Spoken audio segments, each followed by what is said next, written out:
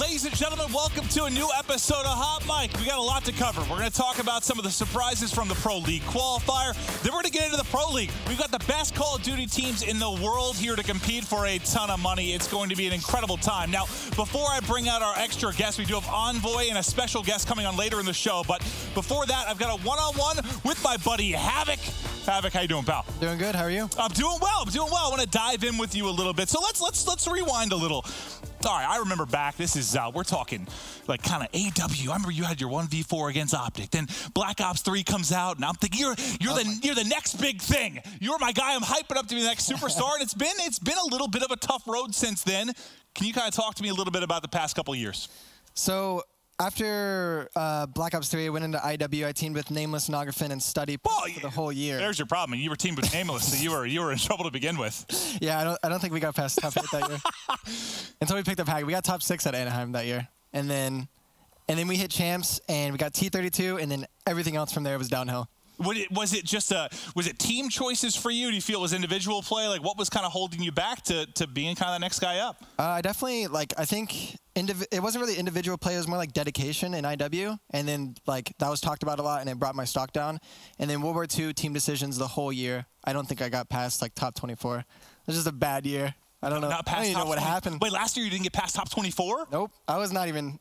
I skipped that year. I retired for a year that year. Took a year off. Done. No. All right, well, it's been tough for these past couple of years, but now you're back. And I want to talk a little bit about the Pro League qualifier, because you guys, I believe at one point were 1-3. You guys were not in a good position. We were worried about whether you were going to make it out with all the hype kind of behind the team early in the year. What was what was it like kind of within the squad when you guys were sitting at 1-3 at the Pro League qualifier? I mean, it was definitely it was a little scary. Honestly, we thought we were going to start, honestly, it was just really bad after the 100 Thieves series. Up 5-1 last map, I was getting hyped, and then we just blew it away. Well, I guess, okay, so that's got to be a moment where you're like, oh, God, this is panic time. What do you think changed to get your team to qualify? What was the big change? I mean, we basically said, we have to do this or we're not playing for, we're not going to, our year is going to be really bad if we don't make this. So we just putting the pressure on yourselves even more? Yeah, we put our backs against the wall, and we just performed. We went all out, and we actually played really well after that. Well, yeah, you guys started to click, absolutely. I do want to take a look now at one of your better plays from the Pro League qualifier. This is when you guys were making the run. You're starting to come back. If we could roll that, I want you to kind of take me through this incredible moment, this incredible play from the Pro League qualifier. I knew it. Oh, God. So tell me, what happened here? Oh, man. I actually screamed, no, as I was falling off the map. Okay, so what happened there was I went in. We had vision pulse. I knew they were all there. I saw it. I saw the 3-piece or the 4-piece, whatever it was. They had a war machine. They were shooting it on the inside of the ring, so I went outside the ring, which I have never done before, and I just didn't measure it correctly. I did, and I was like, 3-piece, no! And then Nographin was like, all right, well, I guess I have to Hellstorm now, and then he kills all of them. Well, because we saw here in Castro, I'm watching, oh my God, he's about to get the entire team, and then oopsie daisy. Oh my, it was so close. It was so close. If I slid a little longer, I had that 3-piece. Oh, it was a tough one, but hey, it brought a laugh to me and Jeff. We had a good time with it. All right, so I think it was after the Pro League qualifier, you were tweeting that you had the flu, you weren't feeling well. Now, is this something that started? Did you get post-event sickness, or were you sick during the event? So Saturday, I woke up with a sore throat, and I knew, I didn't get my flu shot. I knew it was gonna happen. Because how bad was it when you were playing? I mean, Saturday it wasn't that bad, and then Sunday hit. I woke up with a fever, and I was like, I didn't really tell anyone besides my team. I was like, guys, I'm sick, by the way, but I'm gonna tough this out. I'm gonna play my best. And I told them I play better when I'm sick, which is absolutely not true. But I wanted them to think that. Well, I probably should have asked you this before, but you're feeling better now. Yeah, I'm feeling. So I'm safe. Oh, you're good. Good. Okay. Good. Well, I do. Now that we know you were sick during the course of the Pro League qualifier, I want to take a look at a clip. This is you and your team, I believe, celebrating a victory. And so you have the flu at this time. Oh, well, Spacely might have it now. Oh, my God. Keep spreading it down to Mox. Did they know you were sick at the time? I think they knew I was sick, but I thought it was a cold. Oh, okay. No keep it going. Keep spreading it around. Oh, God. Now everybody's they're hugging each other. The slapping your germs, it's just all circulating on stage. Probably going to spread down to Shox. He's probably already feeling sick at that point. But and then here comes the fist bump. Oh, so you're giving it to everybody on the stage. That's tough. Hopefully, were you? Oh, and you just touched your nose or mouth there, I just touched my entire face. I think I was crying. I was tearing up. Well, it was a big moment. It was a big moment. You guys had to make the run. So you get in. You're able to qualify. We were able to check that out. Now this is a big accomplishment. You guys were in a tough spot, but you were able to get through. You were expected to come through, obviously, but still, you had to make the run. And we felt there were tears, of joy, tears of sadness. We saw all of it kind of through the course of the Pro League qualifier. I believe we actually have a clip that's kind of showing some of the best moments we saw throughout it, and we can sort of take a look at these teams as they celebrate getting in. Dude, Scraps is my favorite. Scraps is funny. He was gassed. Oh, I think this is the Heretics one, man. This was, I think, maybe the best moment for me from the entire Pro League qualifier. Did you see this when it was going down? Yeah, he probably felt so good gravity spiking that guy. Oh, that's probably the best feeling ever. Well, that play to get in, like Lucky hits the snipe. I believe it was Nettles just rips Methods off of the statue. Like there were so many insane plays for him to get in. And this is both sides of it. Obviously, Mind Freak heartbreak, but overtime able to get through. Overtime is so good. You think you're one of the teams you're maybe scared of? I'm not scared of anything. Well, that's obviously the other division, but you might face them down the road, like the cross-divisional play. I remember we played them. They huddled up before the match, and I was like, wow. They're about to really get into this match, and then they 3-0'd us. It was a close match, but they 3-0'd us. So yeah, they came. I don't want to say came out of nowhere. I mean, obviously you're familiar with some of the players, but they weren't one of the favorites to come out. No way. And we'll get right back to us. But it was cool to see. It was exciting to see everyone get in. That was one of the that tournament was infinitely more, I guess, entertaining and emotional than I thought it was going to be. I knew going in, it's qualifying for the Pro League, but did you expect it to be as crazy as it was? No. I didn't. There were so many upsets. Yeah. I couldn't even keep up. Just day one and day two, I was like, oh, God, who the hell is going to be in this actual Pro League? It was nuts. All right, well, one last thing I kind of want to touch on is, obviously, you went in as Team Space. You've been hopping around a little bit trying to figure stuff out. You've just joined with Jin G now for the Pro League. Did you know much about them, that organization, beforehand? So I was actually, like, the only one on my team that knew. Really? Someone, I think Spacey said something about Jin G, and I was like, wait, that's actually amazing, guys. Like, because I watched them play League of Legends in Korea, and they were like, they had like a really like all-star lineup. And so I watched them, and I was like, guys, like we have to talk to these guys. They're awesome. So for you, it was a pretty exciting moment then to sign with this squad? Very exciting. That's cool. You get to represent a big brand, and it'll be great to see what you guys are capable of heading in. So I guess I just want to hear from you now. All right, so you got through the Pro League qualifier, maybe not the prettiest thing, but you got in, right? How do you feel right now about this squad? I feel like this is the most confident I've been with my teammates. Ever? I trust them so much. Wow. Especially Mox, like when he got that 1v3 in showers on Gridlock. Like a huge round win in S&D, like that. I have so much trust in him now. Because at the beginning of the game, I don't think he was clutching that, but Major Maniac has taught him some S&D along the. You guys had some beast plays throughout, but I'm excited to see what you guys are capable of. So you're going to be a force to be reckoned with now in the Pro League? Oh, yeah. All right. Well, I'm excited for it. Now, Havoc, thanks for sitting down one-on-one, kind of going through stuff before we get into the Pro League. We're going to bring on our other guests, dive deeper into the Pro League. We'll be right back after this quick break.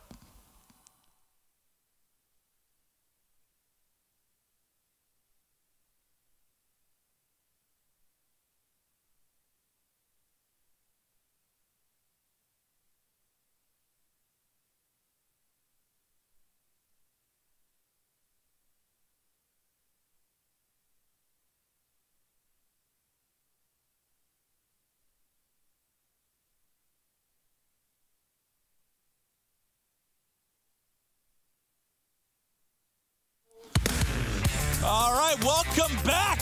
Okay, so we had a bit of change in plans. We're not going to be joined by Miles and Envoy. Now, Dashy, who was the planned guest, apparently ran into some issues at the border getting into the state. So, Miles, you were nice enough to come in. You had to travel through 1 billion borders to get here. You're all the way from Australia. You're now working full-time in the league. How was it getting in, buddy? It was easy getting in. I had no problems at all. And to the point where I was surprised. I get to the border and I was like, I've got my visa, I've got my passport, I'm super excited. And the lady's like, how many days, sir? I was like, 3 years. She was like, yeah, whatever, boom. all the pressure and everything I went through to get here, and she was just like, yeah, whatever, mate, on you. Okay, well, you're our bearded Dashy. Thank you, last minute, for joining us, because players are kind of traveling in for the league. We didn't have anybody else here. Miles is in. He's going to join us, so we'll have some fun with Miles. But I do want to shift focus now to Envoy for a little bit. First, welcome to the show. Thank you, guys. Thank you. It's great. It's great to have you on. All right, so the Pro League qualifier. This is the first time you guys are all playing together. You didn't have a ton of time to practice. What were the expectations going in? We thought it was going to be really hard, actually. We thought we were going to go through pools. It was going to be like, we're probably going to have like an even record going into bracket play, and then bracket play was going to be a battle. So not expecting the 6-0. Yeah, not expecting that at all, for sure. But, yeah, we came through, like, swept everyone, and it was, like, really nice feeling not have to go into bracket play, so. Well, how you guys feeling now, kind of going forward? That 6-0 had to kind of help the chemistry and the camaraderie of the team, I think? Helped the chemistry, helped the vibes, helped everything, and I think with another month of practice, we can only, like, go up from here. I'm excited. There's a lot of new young talent. I'm really excited to see what you guys are going to be able to do over the course of it. But now I want to talk about one of the bigger topics from the Pro League qualifier. Obviously, FaZe didn't make it in. It was one of the big shocking surprises we had throughout the entire Pro League qualifier. But some of their players are being picked up, whether it's as players on teams or as subs. The main one being Priesta on 100 Thieves. So I want to take a look at some of the tweets around when this went down. Mostly between, there was the tweet from Clayster. So this is the one that came out that started to blow up, right? Like he kind of takes a shot, kind of at the organization, maybe at Kinney to some degree. And there's some responses that come in that I want to take a look at. So he says, when your main sub won't run a sub, so you get dropped. Tough scenes. Referring to Kenny, who we know he's been more comfortable with the Maddox. And I think the next one is a response then that comes in from Kenny. And he starts to get into it, and you can tell he's pretty heated about it. Obviously, he was under some flack kind of coming in with this roster.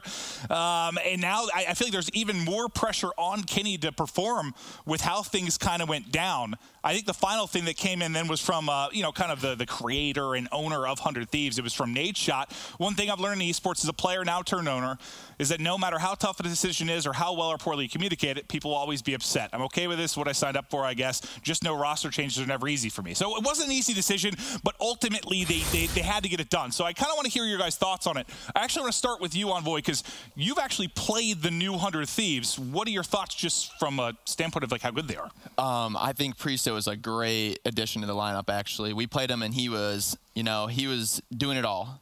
Grappling on the map, killing everyone. I think it was definitely a better pickup. And so you think they're better now with the change? Yeah, I definitely think they're better. I think their overall gameplay's gotten a lot better, and I think their pacing issue was bad at the beginning. I think it's perfect where it needs to be. All right, interesting. What about for you, Havoc? What were you shocked when this first went down, or pretty expected? I mean, I was shocked that it was Pharaoh, but I think Priesta's so good that they just needed to put him on the lineup and replace someone that made internal problems, which I don't know who that was. But we don't know the full story, right? Like, I don't think it came down to like skill.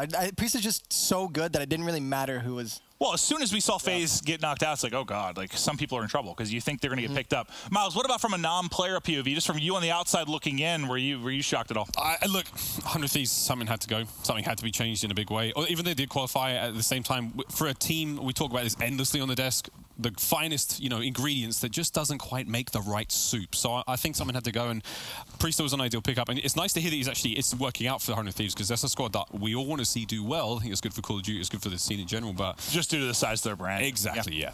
All right, well, we'll see how they do, but from your POV, it sounds like they're playing better. So you think any little honeymoon period kind of helps that team just with where it sounded like it was. Like when you were listening to them during scrims and bickering and arguing, it wasn't in a good place.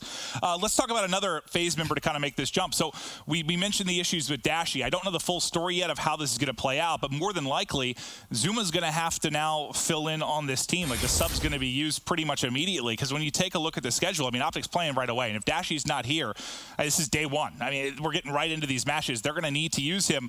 You're going to be playing them, so Midnight's going up against them, Envoy. Does this change anything for you if it's Zuma instead of Dashy? I think it helps us more than anything. I think it throws them off. He's a completely different role than what Dashy is. So, I mean, it's going to be weird to see how they put him into their play style and see how much they change. Does somebody run a Maddox? Do they have 3 Sogs on the map? I mean, what are they going to do? Yeah, I don't know. whatever works for them, I guess, at this point. I mean, they don't have much time to practice. I mean, I'm sure they'll be here scrimming tomorrow, but I mean, you don't have a lot of time to get it working, right? They've been practicing for months. Havoc, what about, I mean, Zuma, he is an incredible player. Do you think this will slow them down much? That's the thing. I think Tommy is probably one of the best subs they could have gotten. But the only thing is Dashy didn't run a sub. Yeah. So it's Tommy's running a SOG now. Now they have 3 SOGs on the team, so I mean that's pure aggression. Do you think they just try to like ban around maps they can run 3 subs on, or does somebody try to pull out a Maddox or something? I think they do their best on banning maps that you can't use 3 Sogs on. I think that's their main goal. And then after that, they'll figure out who's winning the Maddox. Well, Miles, for you, I mean, we've talked about the fact that before, when it was 4v4, if you took out one player and plugged one person in, it usually wasn't that big of a hindrance because you have like a core 3. Now you have like a core 4. Do you think it's going to be that big of a deal? I actually don't think it's going to be a big deal at all. I think, again, we talk about the core of Optic now, and you take out a player like Dash EA, he's very influential, makes big differences on the map, but I don't think this is going to impact them too much. And again, dude, I'm sorry, but I don't think it's going to make a massive difference in the way Optic plays. Even though we said, like, Zoom is a sub player, it's not the biggest change. Optic is still going to be Optic at the end of the day. Yeah, well, it'll be interesting to see. Just for you guys, just you have to go in like it's the full squad, right? You don't want this to be like a trap game. You're like, oh, they got a sub. It's going to be easy. Yeah, we're not. Still Optic. Still one Vegas. Still a great addition, too. Yeah. All right, well, let's look at the overall division for you guys now. So this is Division A. Now, there was a lot coming in that said this was the hardest division. There's no easy matches. Havoc, what are your overall thoughts kind of on your division? Honestly, I think both divisions are really good. I think everyone's just really good.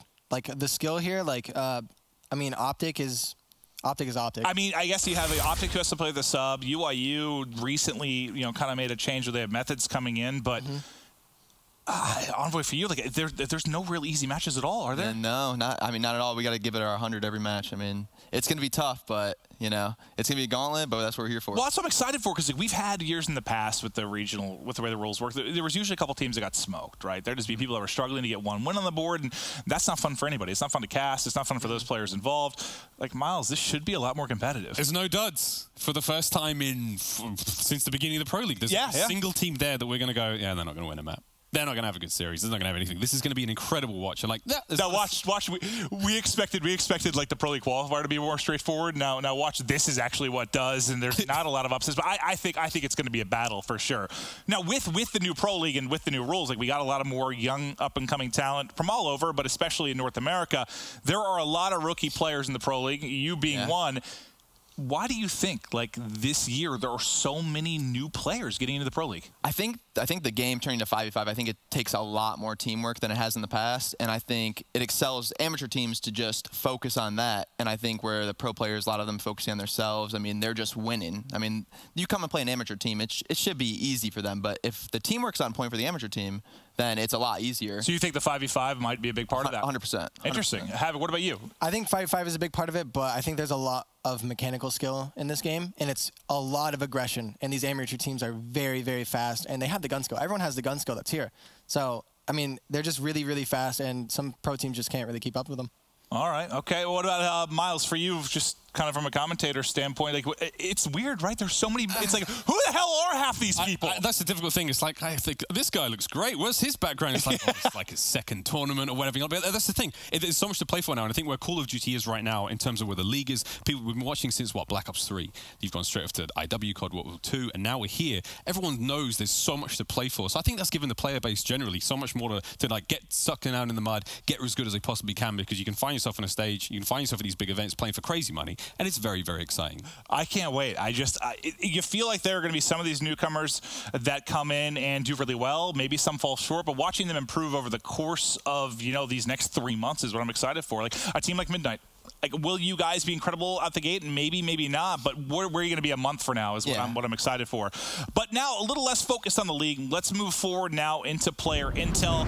We're going to focus less on maybe the Call of Duty aspect and have a little bit more fun with the show. Miles, I think we're going to actually no. We're going to start with Envoy.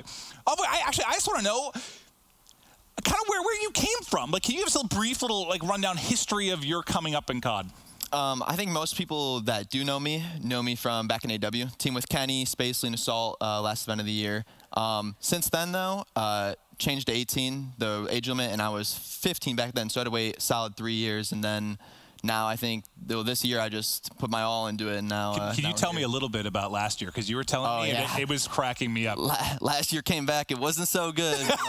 Wasn't so good. First event back, got top 80. Not fun. Not fun at all. I didn't know it went that high. Yeah, and I was not happy for myself. Probably lowest point of my career. I was like, wow, it's over. And then to come back this year, have such a good start, like even just online and stuff like that, it was just really promising for the year. And now we're here. All right. Well, I'm excited, and I think it's cool for fans too, because lesser-known players that we haven't been in the spotlight in the Pro League. Now's your chance, man. Yeah. So Own it. Yeah. Have fun. I'm excited to see what you guys can do. Now, let's shift over to our buddy Miles. You've been casting with Momo for how long now? Since our first cast was COD XP. We did that once, and then we did the World War II season together. So it's been about a year. Okay, all right. And I've heard you do a really good Momo impression. Maybe I do a good Momo. All right. Well, we have a clip that I have not seen yet. I'm going to need you, Momo, to cast over this. If you. Okay, guys, here we go. Team Space accelerates control now. We've got Havoc on screen, and he's making his way forward. There's a chance now to make something special. Oh my goodness, he jumped off the map. I cannot believe it. Just like that. 2-0 up, Team Space. Can the mouse pad get this done? Well, I don't understand how you do Momo so well. Well, when you spend enough time with him. And I just want to see the play again. So I knew that was the play. It was all a ploy. I apologize. It was a trick. Sorry. I'll set me up. Yes, we were. It was one of the best clips from the Pro League qualifier. I'm sorry. Miles, you're so talented, by the way. You're far more talented. I don't want to hear your impersonation of me ever, because it's probably going to be a lot of... It's all right. We'll do it later. I'll get you later. Okay. All right. Okay, let's shift now over to a little social media stuff. There was a tweet that came out from your squad that we're going to pull up. I believe this was Brack, right, that did it. All right, you guys just ever want to beat the blank out of your teammates. So we've all been there, whether it's with a commentator duo, friend. Like, there's just times you just want to smack the hell out of a teammate. It happens. What happened in this instance?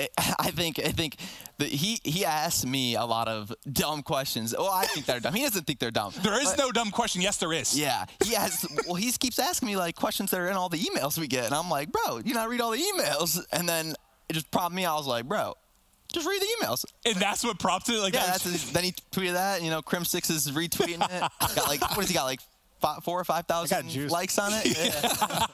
The Optic juice. But so that was just him, his inability. Well, we have that all the time. Like, I work with some former players and Nameless and Pac-Man and stuff, and like Pro League schedule comes out and like a master document, and like so many questions gets that. It's all right in one document. Oh, yeah. You can look at any of it. But give us that big packet too. Yeah. There's all the information's out there. Yeah. All right. What about Miles for you, man? In the green room, is there someone that really gets to you? It's no surprise, but it's Momo. Phil gets to me, man, because he knows how to push my buttons. He knows what annoys me. And if I'm sitting there trying to watch the match, like, he'll come in, he'll say something really stupid on purpose. Like, he's not an idiot, but he does it. He just gets me good. Once we were casting, it was Dallas last year, and basically it was like mid-match. He was distracted. He was trying to like impress somebody off camera. It's probably a girl. And I was like, all right, buddy, well, it's still good. This match is going really well. And after a while, I was like, I'm gonna punch him in the as hard. On broadcast, I don't care. I was like, you need to stop, son. And I was like, this close. Just Falcon didn't do it, obviously. And it was a great match. You know who got to me a lot? I've told this before, but back in Black Ops 3, when I used to cast with Mr. X, like, once we're really into the league, like months in, we're pretty comfortable and can talk about the game with our eyes closed at that point. But he would always be on his phone, like looking at like the COD Reddit and like just reading stuff. He showed me one time, it was like an Overwatch thing. I'm like, what? Dude, I don't care. We're mid-match. I wanted to just drop kick him half the time because he's like, I'm 100% invested in this. Like, give me 100% too. All right, but Havoc, what about you though? Any like teammates or like big pet peeves, something that pisses you off with your teammates? Spacely. Okay. If I accidentally shoot him, like friendly fire, if I accidentally put a bullet into him and he dies, all I hear is, and I'm like, bro, I'm sorry, and he's like, So just the reactions from and then it starts an argument between us, and this happens once a day at least. And sometimes it's not me. Sometimes someone else's team shoots him, and he'll be like, oh, he still blames you for it? Yeah. Do you get the blame? No. Oh, come on. Maybe. All right. Sometimes. Well, that'll do it for the player intel segment. We still have more to come before we get into the Pro League matches, but for now, a quick break.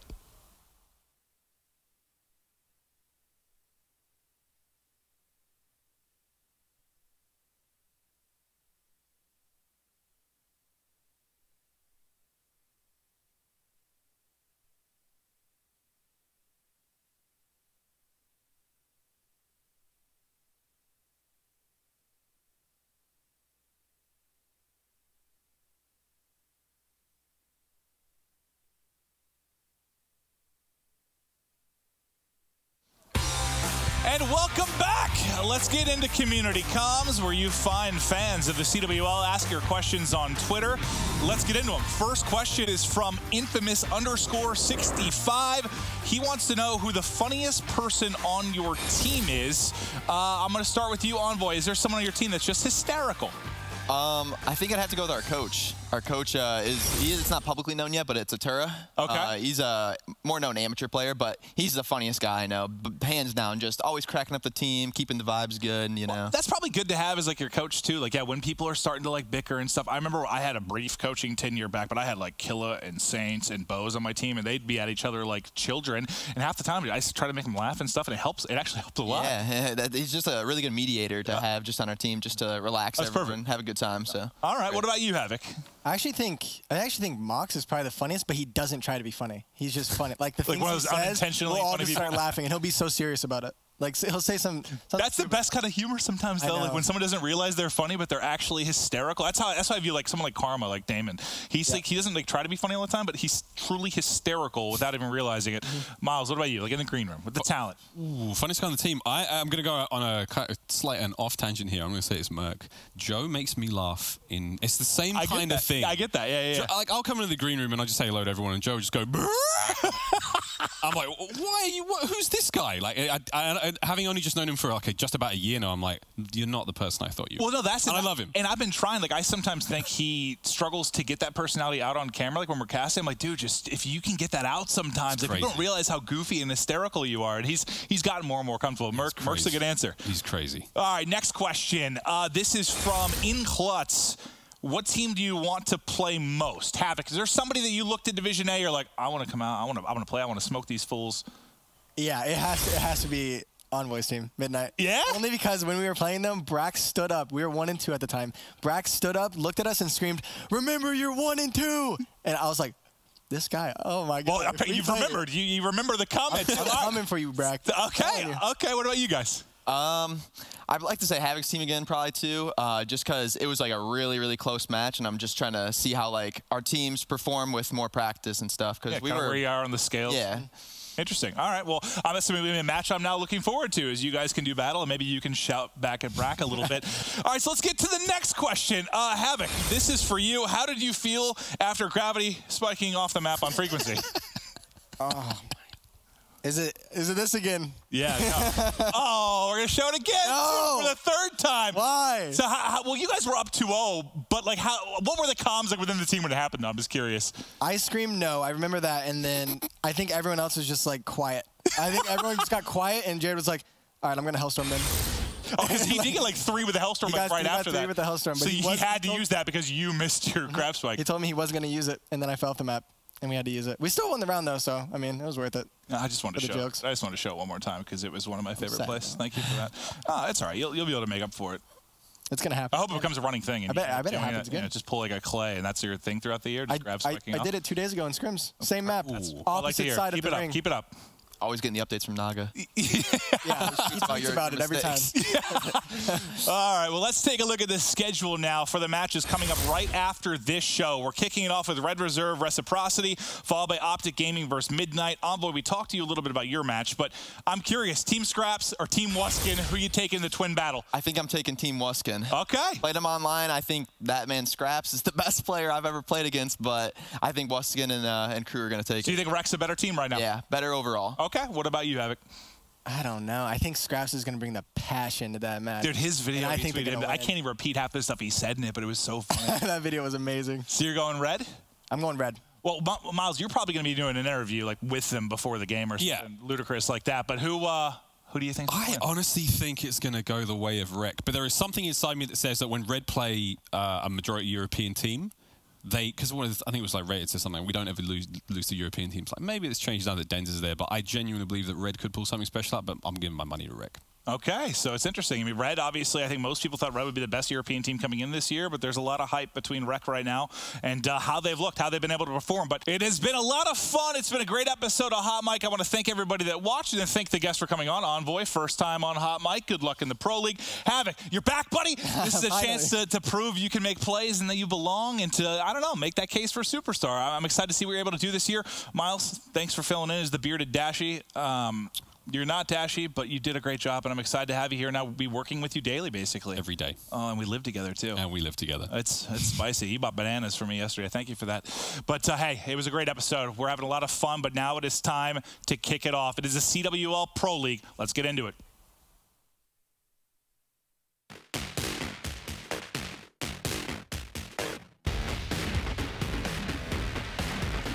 Scope powered by Asus, the official monitor of the Call of Duty World League.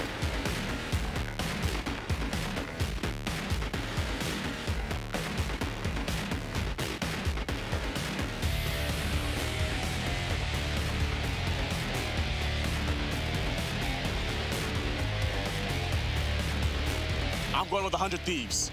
I'm thinking Thieves. I'm thinking Thieves. I'm thinking Thieves. You had your time to talk. It's my turn to talk. How can you possibly say 100 Thieves after what we've seen? Does he still not have to learn it? Okay, he has 6 months to learn how to use a gun. Okay, yes. Are you saying that Kenny cannot possibly learn how to use a gun in 6 months? First of all, You did a lot of yelling. What did you really say, though?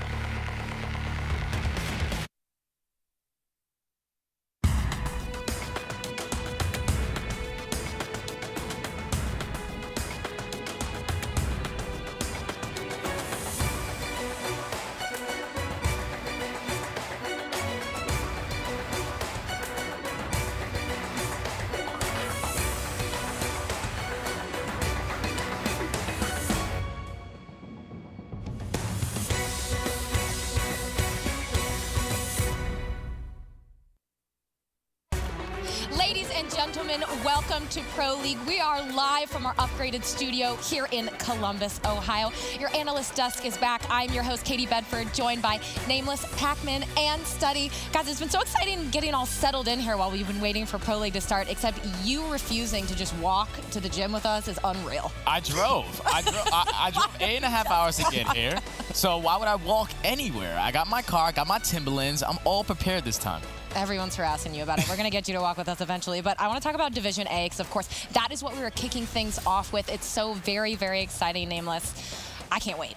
I mean, absolutely, right? Like, we get to see our top 4 teams back in action. We're going to see 2 of them, Optic and LG here. I'm excited to see some of these games kick off, see if these teams are able to live up to the hype, like Midnight, going 6-0, see if they're able to, step up here. This division's so stacked, man. Like, I think UIU on paper might be the bottom team, and they went 5-1. Like, this division's crazy. I can't wait. But kicking things off here as well, Study, Red Reserve and Reciprocity. This is going to be a fun match just because it's the brothers. Like, imagine playing against your little brother in an actual pro match or something like that. And for anyone who is unfamiliar, that is Scraps and Wuskin, who will be head-to-head for, I think we said the first time we finally realized. So that's got to be so exciting for them, Pac. Man, like, I have a little brother, and I love him to death, right? I love him to death, but when we're competing against each other, I'm trying to kill him. Like, it doesn't matter if Red Reserve goes off and wins a championship. If I beat you head-to-head, I'm rubbing that in. I'm rubbing that in forever. Oh, I beat you. I'm better than you. I don't care. Yeah, if I'm playing my little brother, I got to win. You got to, right? But it's like, this is going to be like a vendetta match for them. They teamed for a while. Having them going against each other is going to be crazy. Scraps, Weskin's, both of them going to want to talk a lot of trash. I'm excited to see this interview if we have one with them. Well, and Scraps already was talking a little something on Twitter that we would love to show you. So we are going to roll that clip from Scraps. Oh, my God. You really think you're going to beat me, do you, brother? Oh, my God. Just think about it, mate. I'm going to be laughing mid-series, put my feet up. I'll even bring the Ugg slippers, put them on. I feel like I'm in bed playing against you, you little slug. I don't want to hear anything from you. We'll save it till Monday. It is Monday now. That's hilarious. And the confidence he has to put the camera that close to his face. Yeah. He has great skin. I got to say, that was like real up there. He was looking. I hope they zoom that in and he didn't just have it like this. That'd be hilarious. Well, we do now have Scraps and Wuskin live with Jess from the stage, so we're going to swing over to Jess.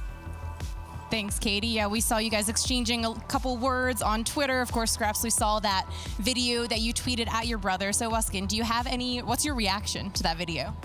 Usual, innit? He's got a bit of a mouth on him, so I let him be, and I'll be humble about it. And when we play now, we'll settle it that way. Listen, mate, he's giving it big talk about Arsenal control, about playing it and stuff. He's absolutely bottled it. I've already won 3-0. It's over. You're Ramo. Team's Ramo. All right, so this is going to be the first time, aside from the All-Star match, you guys have faced each other. So how are you feeling about that? Well, he had the better team in the All-Star game by 10,000 miles, so I let him have that one. This is the business. It's over. What can I say? This isn't World War II, you know? This is a one-man team by the looks of it. Should have not qualified. And we'll see how that goes. All right, well, any final words just before you play?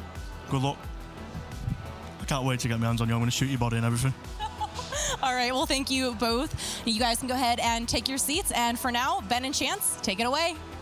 Thank you very much, Jess. There's two different types of people in the world. Yeah, those two. One who is always going to be like, well, you know, good luck. And the other, can't wait to get my hands on you. You're going to shoot your body every single time I can. But this is a huge game. Huge game. Obviously, we know the rivalry between these two. They've never actually played in a competitive environment against each other. This is the first time ever. But what's a little strange is it isn't really the story we're going to be following in the game. No, okay, like, look, the ICR in this game, the guys that all have to do a very specific thing. It's very difficult to stand out as a player. So my eyes aren't going to be on Wuskins. I expect good things out of him, but it's hard to be great. And the same thing can be said for Rated. He's going to put up good numbers. Yep. It is very difficult to be great. So I'm looking at Zed as the counter to Scraps in this game. Because if you paid any attention at the PLQ, those two players were lights out the entire time. JP's thrown a new stat together called AKD, so it contributes Search and Destroy to equal things out a little bit. And they had the #2 and #3 AKD at the event. They were both outstanding. Yeah, they were phenomenal. And I think one of the key things as well, specifically for Scraps, was the improvement that you saw from Vegas in terms of statistical improvement was massive. And that's why Red Reserve really stepped up. And if you talk about the PLQ, it was two very different stories. For Reciprocity, it was a top 2 finish. Bish, bash, bosh, job done. For Red Reserve, it was going down to the final possible match that you had to go up against Team Sween, another European team, of course, where the saying for Red Reserve, we just don't lose to Europeans, came into effect. And the PLQ was strange for both teams. Like, they both went 4-2, but for Reciprocity, that was good enough to get out because no tiebreakers. But it's weird because they ended up losing. Their only 2 maps they dropped, or 2 matches, I should say, were against Divine and FC Black. And those are the two teams that they were going to win. Bottom. So it's kind of weird. Like, Reciprocity definitely dropped the ball more than they should have, certainly. And then on the flip side of things, Red Reserve, their entire year, they have beaten every single team that they've played that is not in the Pro League, but they have lost to every single team that's in the Pro League. So, yes, they got in, but by the skin of their teeth. And as you said, they have made some improvements that they've shown. Yes. But they're going to need to make even more. The key improvements for Red Reserve, where's their respawn? Hardpoint and Control. Control specifically, I think it was 9-1, the statistic from the PLQ. Tremendous improvement, but their big woes, Search and Destroy, especially when you compare it to Reciprocity. Reciprocity, comfortable with Search. Yeah, I mean, a 4-8 record from Red Reserve is just not cutting it, but I think, Ben, you pointed out, Rated came and he was talking to you and he said, hey, this is what we have been grinding for. We made the improvements in Respawn.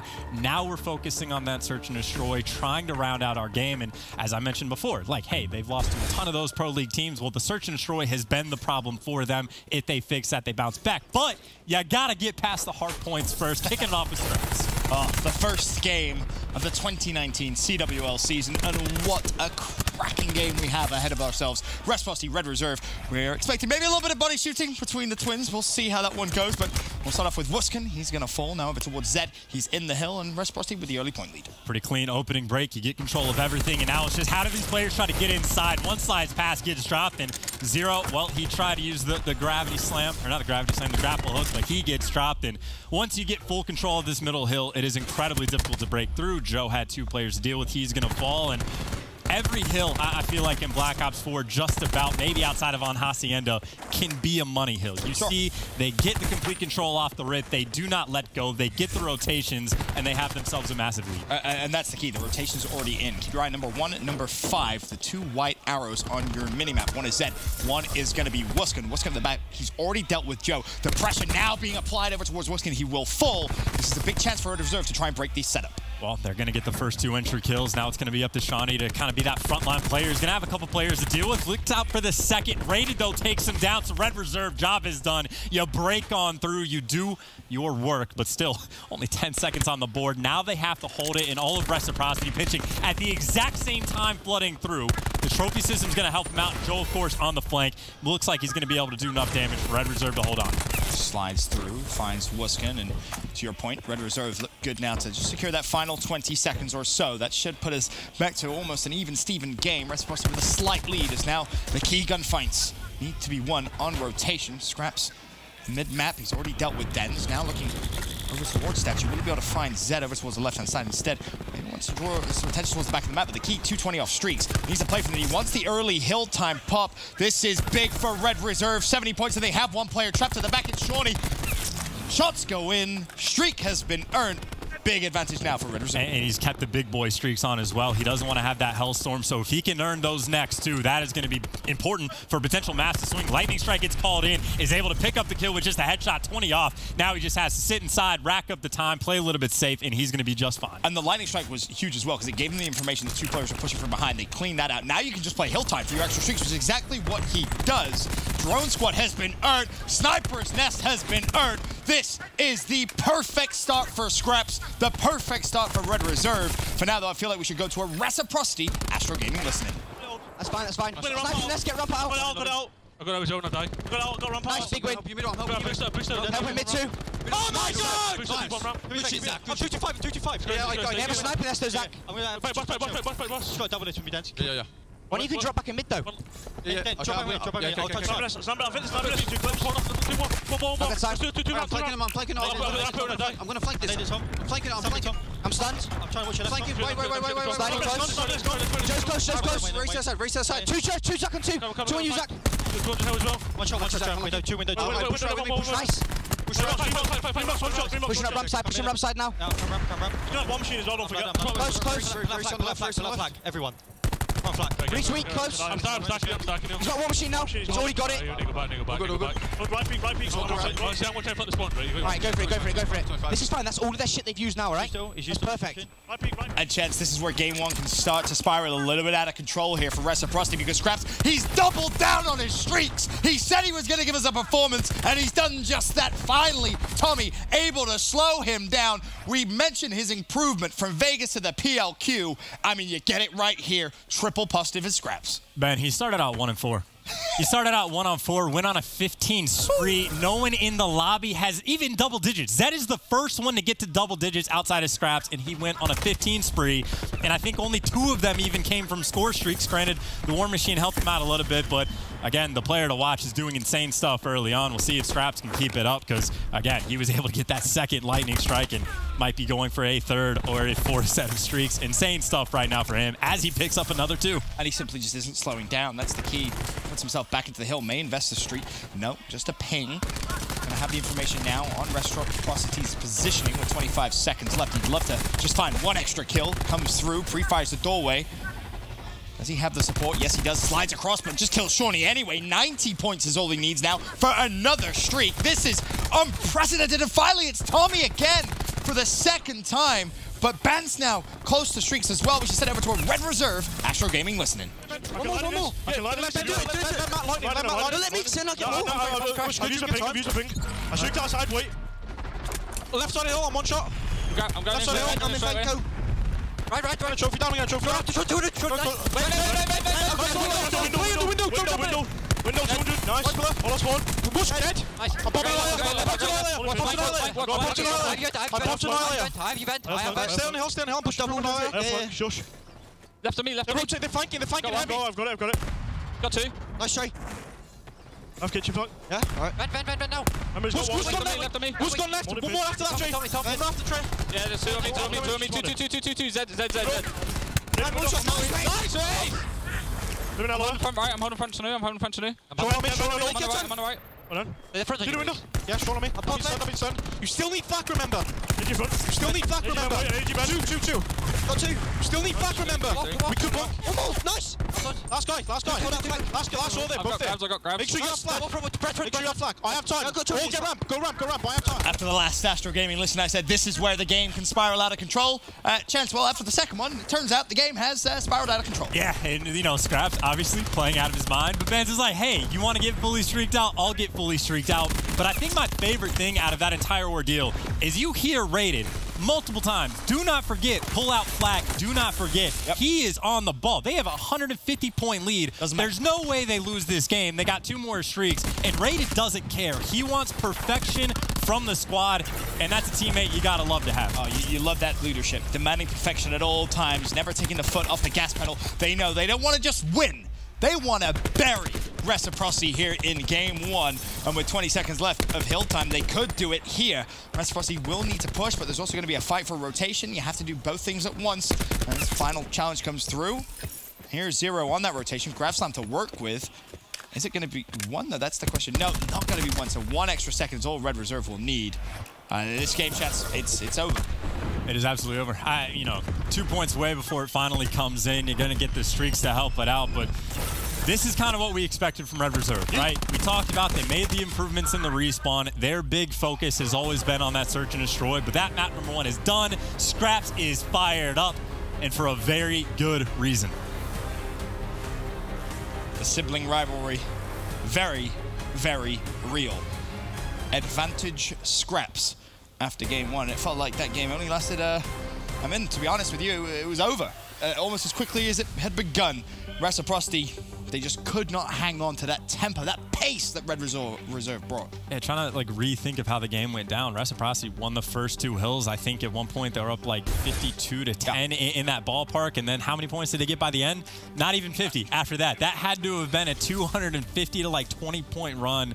Yeah. It was brutal. But, shout out to Red Reserve because they made it look easy. And that was the one thing that we kind of talked about, their improvement in their respawns, right? Through hardpoint and control from Vegas to PLQ improved drastically, specifically in Game 3 control, which is what makes this Search and Destroy now very, very scary if you're a Reciprocity fan. Because if you drop this, chances are this series is done, dusted, it's over. And the curious thing for me is when you heard the twins have their interview, Scraps brought up that Game 3 control. He brought up also, he said, you already bottled it. You already bottled it. So the kind of the mental aspect there of what went on in the vetoes of the maps, it seems to me that maybe Red Reserve have the advantage. Yeah, because, you got to keep in mind, Arsenal control is the map Scraps went 16-0 on. You watch a player go flawless, and you're saying, oh, dear. So maybe you want to chalk that one up, but at the same time, maybe you can't even, shut down Scraps, when you're picking maps. So, it's not like it's easy to do, but you're absolutely right. For Reciprocity, almost certainly they're going to need to win this Search and Destroy, because I think map 4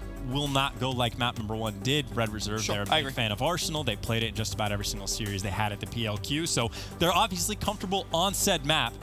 But still, if you're not looking too good in that control game mode, you need this map number 2 just to potentially even see that map number 5. It's crucial. And statistically speaking, Reciprocity, the better Search and Destroy team. But again, Red Reserve, since the PLQ, have been focused so hard on their Search and Destroy improvement. They've kind of taken their foot off the gas in terms of respawn, recognizing how important it was. And when you talk about their story, Red Reserve, that is specifically from Vegas to the PLQ, they found themselves playing almost the same teams, which is ironic because the same teams almost fall perfectly into this division as well.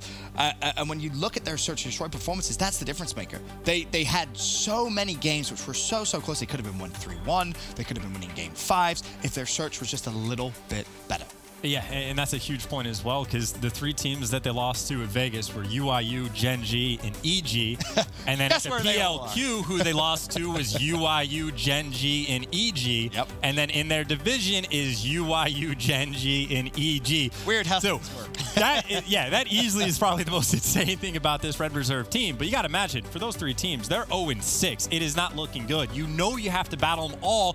2 times they have to play again. So they have to fix that. So they need the Search and Destroy. So this is a bit of a taste, a teaser to see how much Red Reserve improved for those specific teams. But at the same time, Reciprocity, we saw when we were casting over their control at least, one of the most creative, if not the most creative team we've seen. I expect good things from them in Search. Yeah, I mean, in terms of the creativity and control, there was the one play that comes to mind on Seaside where they allowed Tommy to flank all the way through barrels, while everyone else just kind of passively plays P1. They don't shoot, they don't reveal any information, and all of a sudden, the pinch comes through, Tommy hits a flank, and next thing you know, the zone was capped within the blink of an eye, and you expect that similar creativity and control to maybe transfer across through to Search and Destroy. But one thing is for sure, we've said it once, and I'll say it again, if Reciprocity do not win this Search and Destroy, this series could be over. We could be talking about the second game of the day very soon. And this is where, we talked about how Zed's kind of that counter matchup with Scraps, but his teammates obviously need to pick it up. This is the one game mode where you want to watch Wuskins to try to pick things up. And again, it's not easy to do with an ICR, but you need more production out of the team. And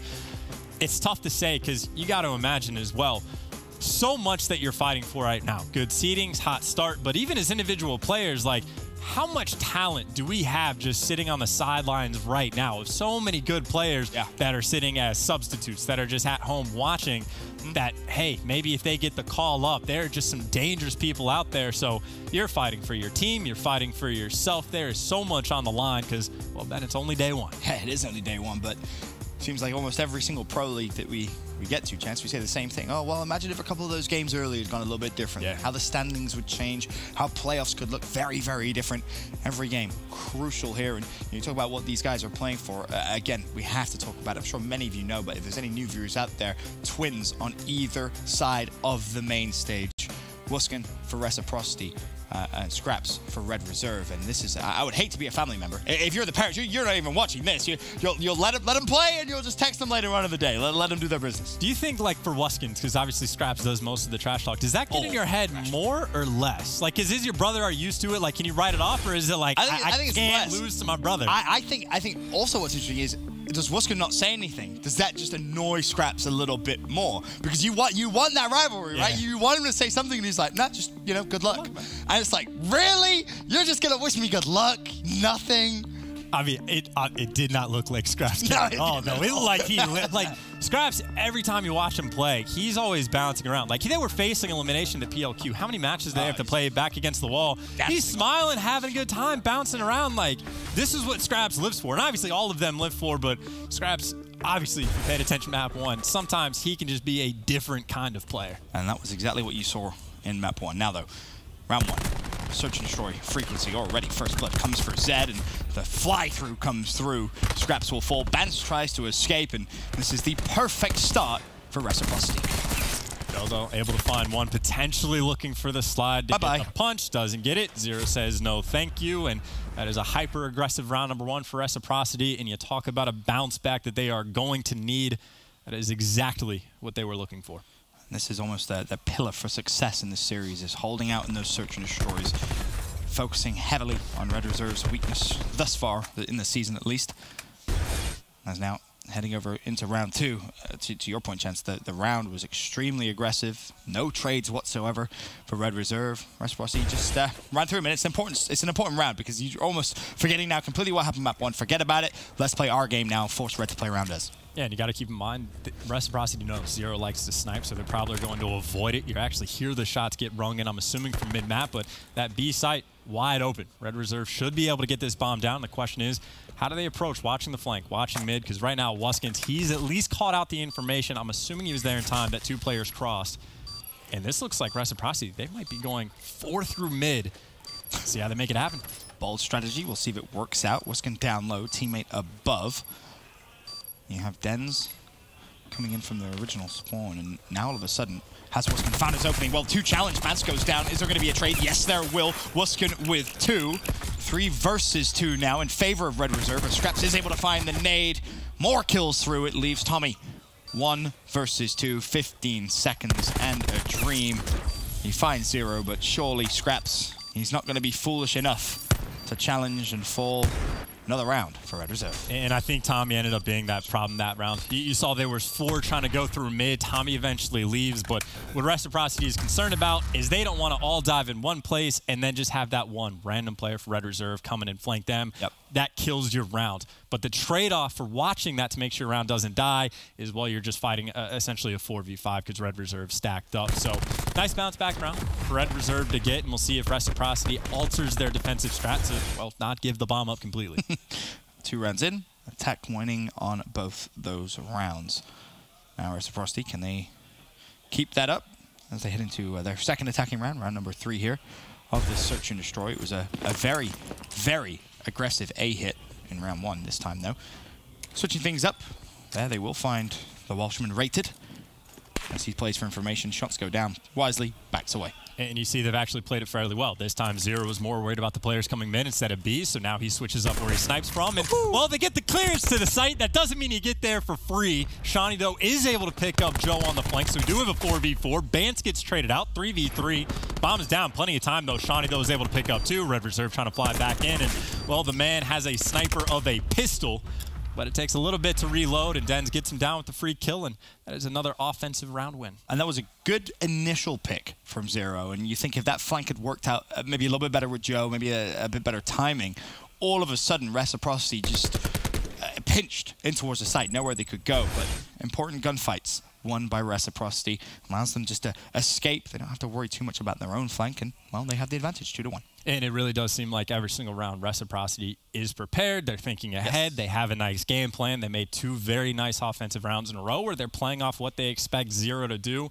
Successful with it. You're playing against Joe. You watch the flank. Like, there's some simple things that need to be taken care of in Reciprocity. So far, so good. And now Wuskins trying to stop them from getting this bomb down for free at B. The peek comes in. Red Reserve know they have to be a little bit careful at the site now. Curious to see if maybe they try and bait out a rotation. You see Red playing very, very slow. 3 players stacked over towards B. They know the sniper's conceded positioning.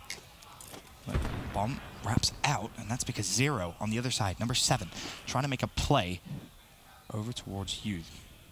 Bomb wraps now completely towards the A site, and it's just a waiting game. Will Tommy be able to come up clutch here for Reciprocity? And this is huge as well. He's got Dens watching over him, so he's going to have the information. They are not going to expect him to be here, but actually Joe apparently knows more than we do, makes the right read.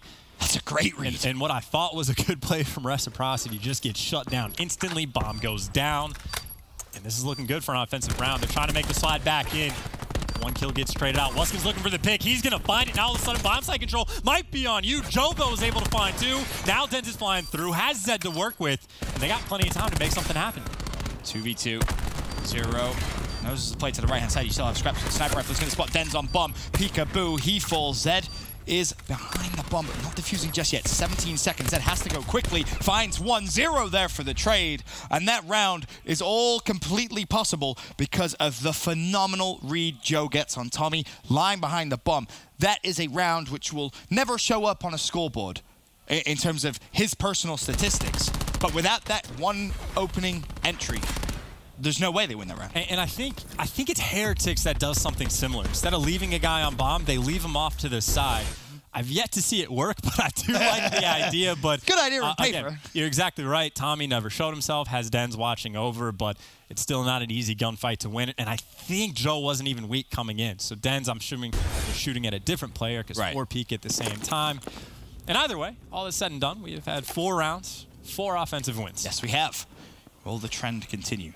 Now in round 5. As you can see, Bomb once again making his way towards B. Rated will be there. First Blood gets away with his life. That's huge. Trade's not coming through, and now the Red Reserve presence that came through mid-map over towards the B site forces Reciprocity back into their spawn.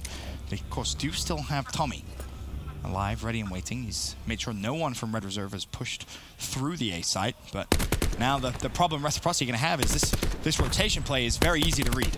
Yeah, good luck dealing with the ICRs. Bans can do the exact same thing. Pre-fire peak, he has plenty of ammo. He can heal all he wants, and how to even break through. You're going to have to use nades, concussions, but you have so many players. Just pre-aiming to go for the double slide and able to pick up 1, and now they're through. Rated over top. He's going for the kill on Bomb. He does just so. Finds the second as well. Vance gets the next, and Rated has had himself one hell of a round from start to finish. And that's the first defensive win. Yeah. And obviously, you got to give credit to Rated, not just for that 2-piece at the end, but he gets first blood, dealing with 3 players by himself. Eventually, he had a little bit of help from mid, but it's like the meta strategy of all the different players on the map. If you're over by B, by yourself on defense, how do you watch it? Do you want to snipe? We've seen Rated before where he goes for shoulder peeks with the Maddox to play for information, but you see so many offensive round wins.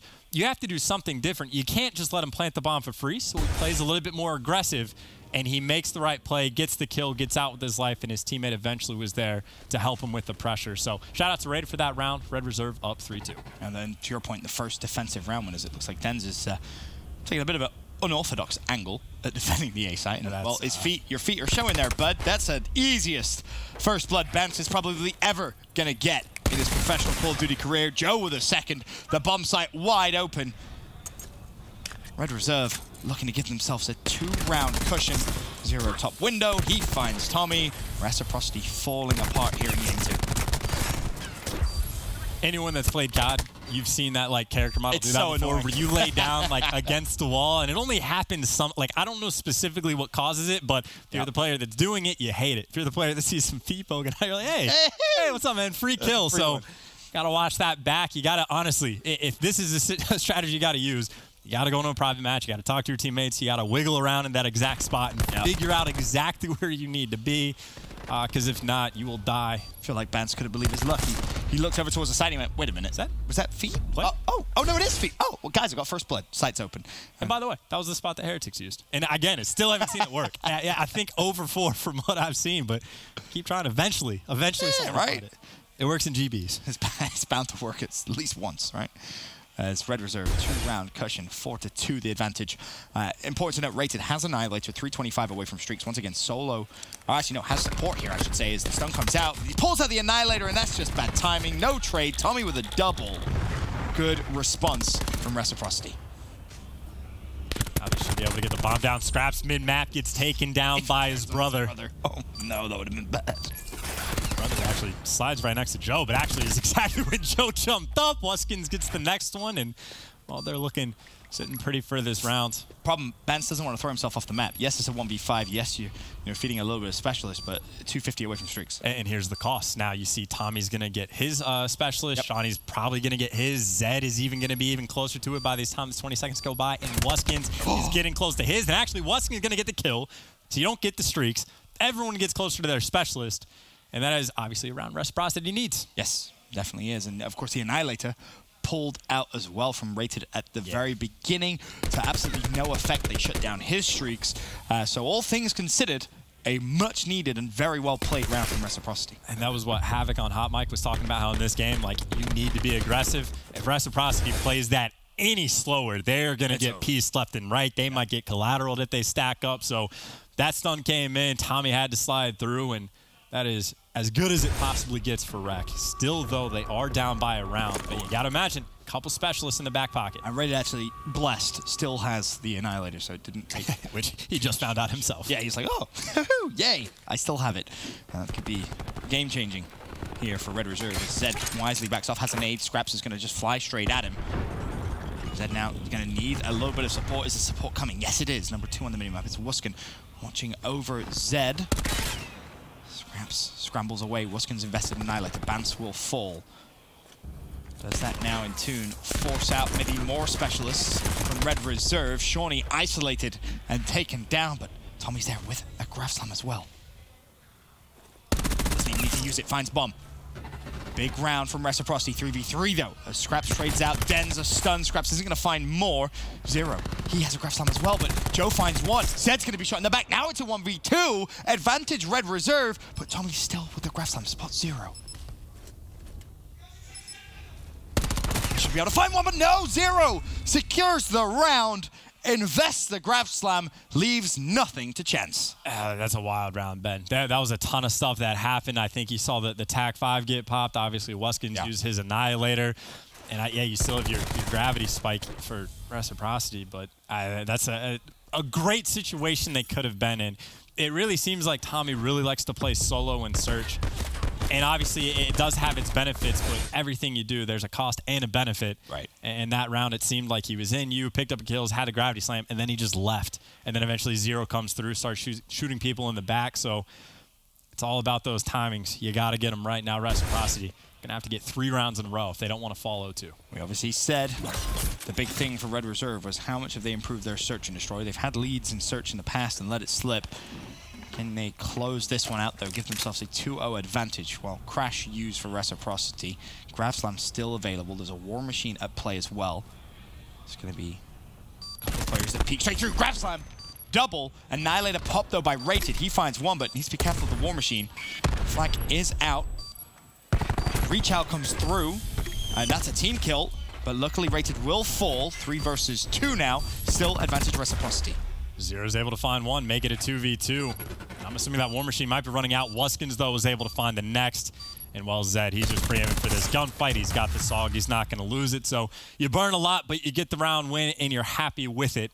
And for those of you who do not know at home, if you're using the Gravity Slam, if you just tap it, it does it super fast. If you hold it, you go flying up, gives plenty of time to get killed. He's got 2 players in front of him. Tap it. Love tap, get the 2 kills. You're done. So solid specialist use. Yeah, really well played. Really well played. And the trades that followed as well, crucial for Reciprocity. But still, advantage Red Reserve. 5-4 up here in Game 2. We saw a lot of specialists invested in the last round. Den's close to Tempest on the flip side. Bance close. Scraps close to War Machine. So a 2-to-1 advantage in terms of if this does go to around 11, you would expect Red to have those two specialists. Red Reserve, they got out very, very quickly for this rotation. Dens, of course, is going to be waiting for it. Knows Joe is nearby, and he's going to be playing shoulder. So they don't have a ton of information. You see players for Reciprocity still concerned about B. The Suns are coming in. They got to expect pressure, but as you would expect the pressure to be here, Red Reserve are immediately wrapping back to B. That's a very fast rotation, Tommy. He's stayed here, lingered, just in case. And now he's going to spot it. Is he going to be able to scramble away with his life? Yes, he will. Rated, though, instantly drops on towards bomb. Zed's going to peek. They need to be careful because the collapse is coming through here in towards the site. War Machine invested. Zed's one-shot. Scraps finds Tommy. Scraps finds Zed. Scraps looking for more. Play to his right, play to his left.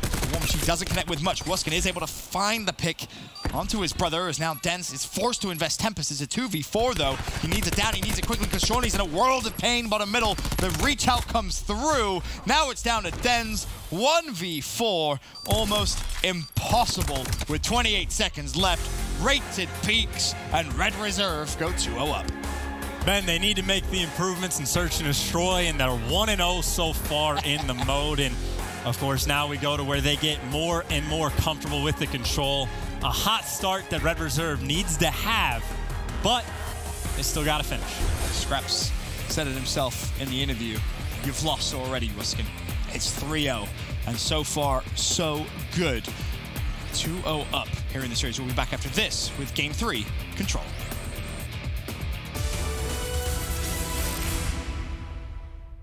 Call of Duty World League is presented by PlayStation 4, the official platform of the CWL. Astro Gaming, the official headset and mix amp of the CWL. And Republic of Gamers, the official monitor of the CWL.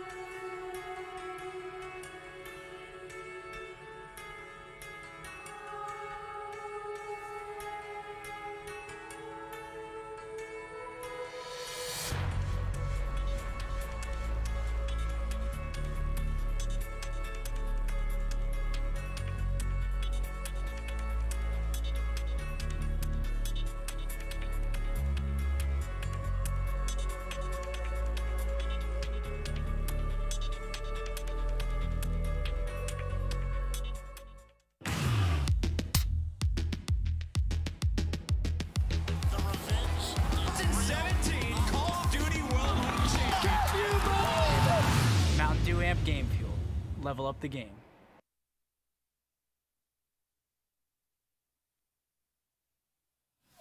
Ladies and gentlemen, welcome back to day one of the 2019 Call of Duty Pro League. And what a first game we have to kick things off. Red Reserve versus Reciprocity, a big European rivalry, which is a little bit deeper in terms of family as well. Scraps versus Wuskin for the very first time. Who will walk away with bragging rights? Well, so far, it's advantage Scraps as Red Reserve sit 2-0 up here on the game in main stage. Here's how the series has gone so far. Arsenal Hardpoint, not that close, 250 to 93. Scraps almost finds himself at 3 different sets of streaks. The Search and Destroy. Rias has Red improved the answer? Yes, they have. 6-4. Red took frequency search. Now we head over to Gridlock Control, and we talked a little bit about stats, Chance. In terms of Red Reserve, their control has been very, very good to watch. So, like in Vegas, they were like average, like 4-3, and they go to the PLQ, 9-1.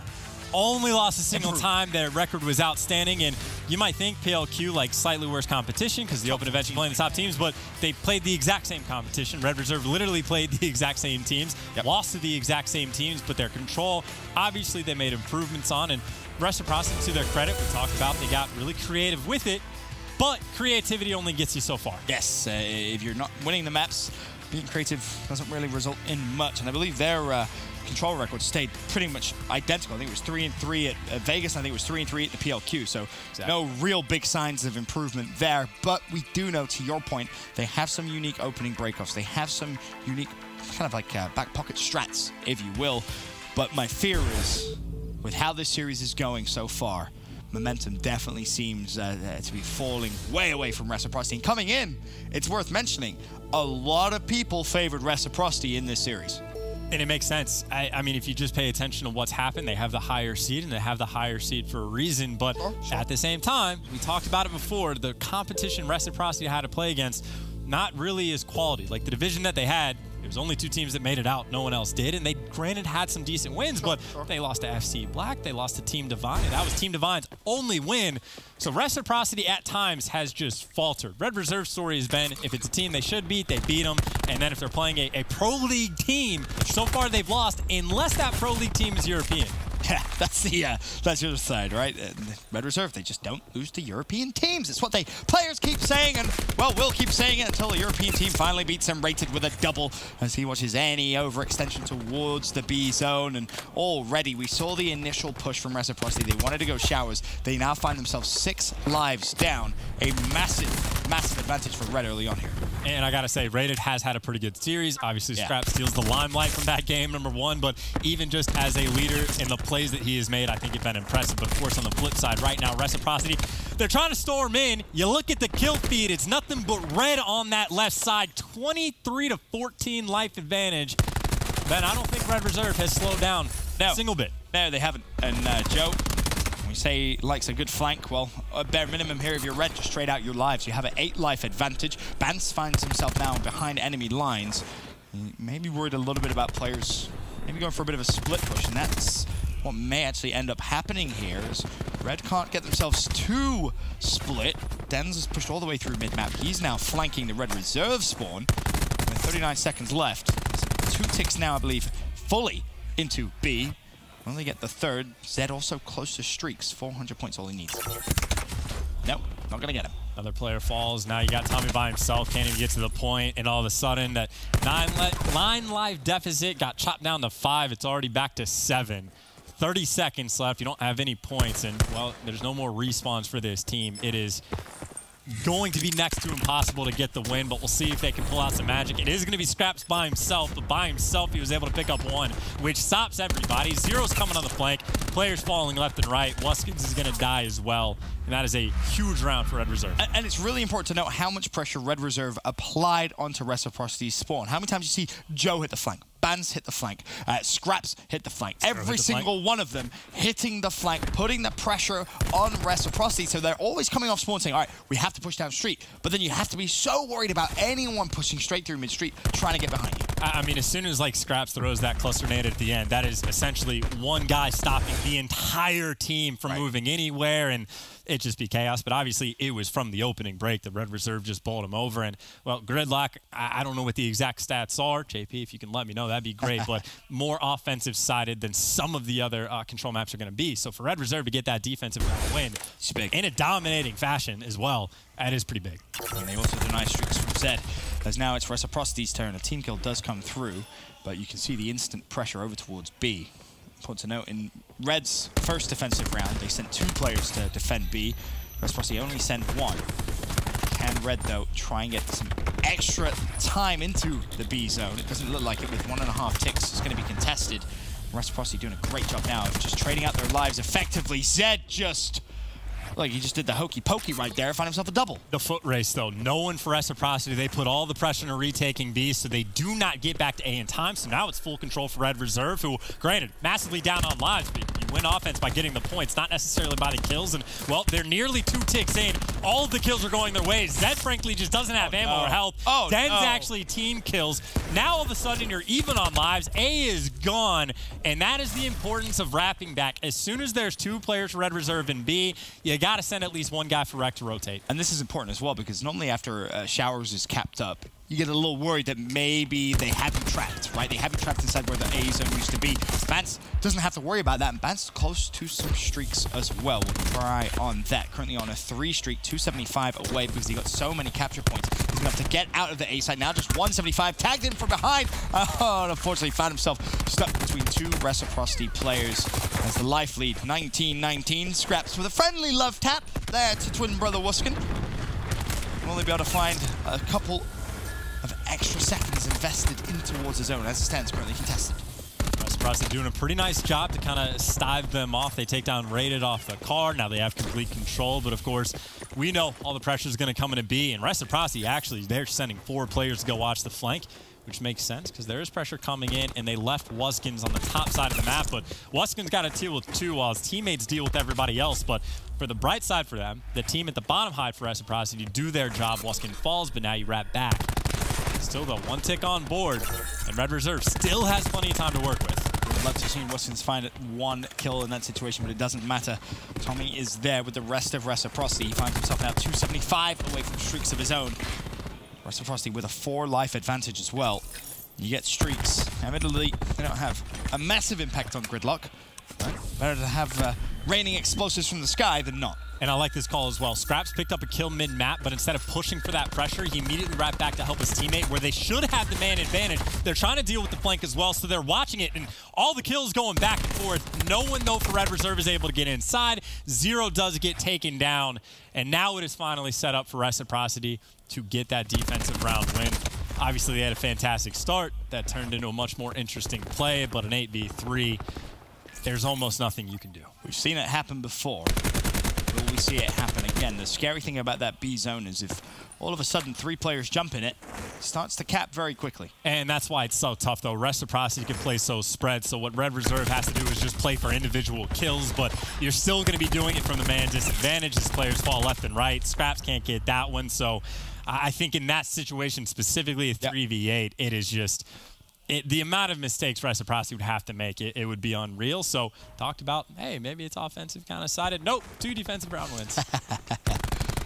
Red, of course, take the first round. Instant response from Reciprocity. Keep things close here on Gridlock control. Rounds 1-1.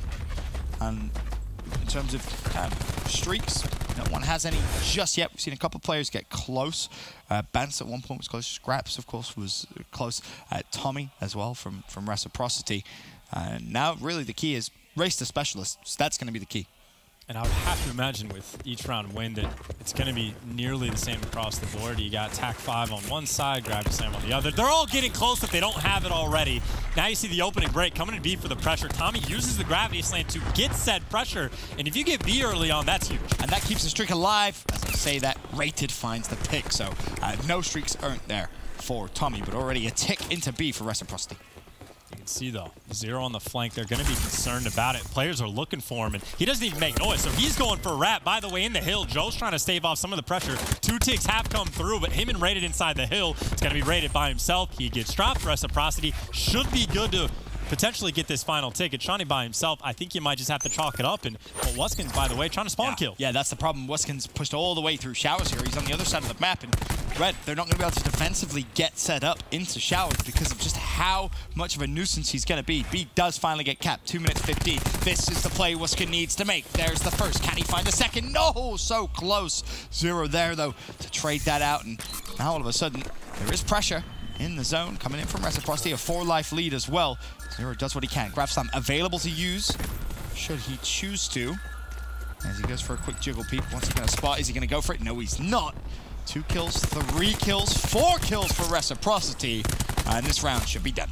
And again, you got to give credit to Wuskin's going for the spawn kills. It means his team wins the foot race inside of A. We've seen it once. You get complete control A over here. It's so difficult to break on through. You still have players with some specialists. Might be able to do some damage. They are going to contest, but they're just an inch away. Zed on the front line gets dropped. Tommy's picking up kills. 0. He's got to contest. He has the grab spike, but to even try to burn it to make the hero play because they are just so close to dropping him. Joe, able to pick up 2. Scraps is here. They might be able to do this. Contest comes in. Just enough time. They hold on, but Ben still 13 lives to 7 for Rec. But they still have that grab slam. And now you can consider maybe using it, right? It was a millimeter. That was all Reciprocity needed. Red Reserve, hold on. However, is that kill lead getting out of control? As Wuskin just found a miraculous double kill. Pressure back on towards the zone. Zed with a double of his own. Round is done and dusted. 3 lives left for Red, 2 lives left for Red. 10 for Reciprocity. A almost capped. Should be good. There's the final 2 kills. Reciprocity with the advantage, 2-1. And just to highlight it once again, Wuskin's had an opportunity to hop on A while his teammates were at B and go for that split push where Reciprocity is like, do we go for B? Do we go for A? What do we do? But if he plays on the point solo, they know he's there. Yep. They're eventually just going to come kill him because he's by himself. He goes for the spawn kills, which means as soon as his teammates do manage to get that B point, he slows down Reciprocity just enough by an extra 5-10 steps so his team can get control of the hill first and win the round on offense. Yeah, he got the first couple of kills, and then when the rotation finally came through, he was able to find 1 more out of a 3-man push. Is already pressure towards A, and Red, they'd obviously love to win this round without having to invest too many specialists, but there comes a point where you simply just have to use them to win the round. As Bans will fall, Annihilator was popped and missing all of that chaos as Tommy makes almost an identical play to what we saw, I believe it was Rated do in round number 1, and more importantly, Wuskin now has some streaks of his own. That's full streaks. Can he find 1 more with the Annihilator? Not gonna happen.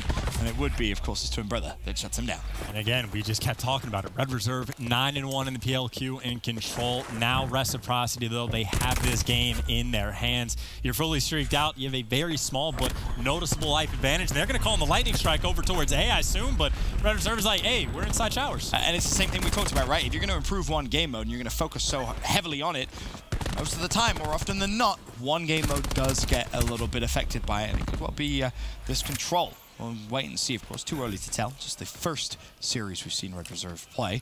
Things for sure, the S&D definitely improved. As the life count, 20-17. Advantage Reciprocity. Tommy forced to just back away. He is being hunted down, though. Of course, we already had our minute extension. So just the B zone is up. Kills still being traded left and right. Tommy going huge, just staying alive. They're actually going to pop the vision pulse, but Rated says, hey, you can know where I am. I had the Annihilator, and he does just that. Annihilates it. The stun eventually, though, does take him down. So you're getting streaks used all over the place. Reciprocity trying to just push through the backside. And now Red Reserve, they're just all over the place. The map is split top and bottom. Yeah, and it's important to note Bans did stay alive, which is the really important play here for Red Reserve because it's forcing Reciprocity to respect him. Tommy shuts him down, though. Wuskin also with a very important win. Means our life count 13-11 still. Advantage Reciprocity. Now 11-10.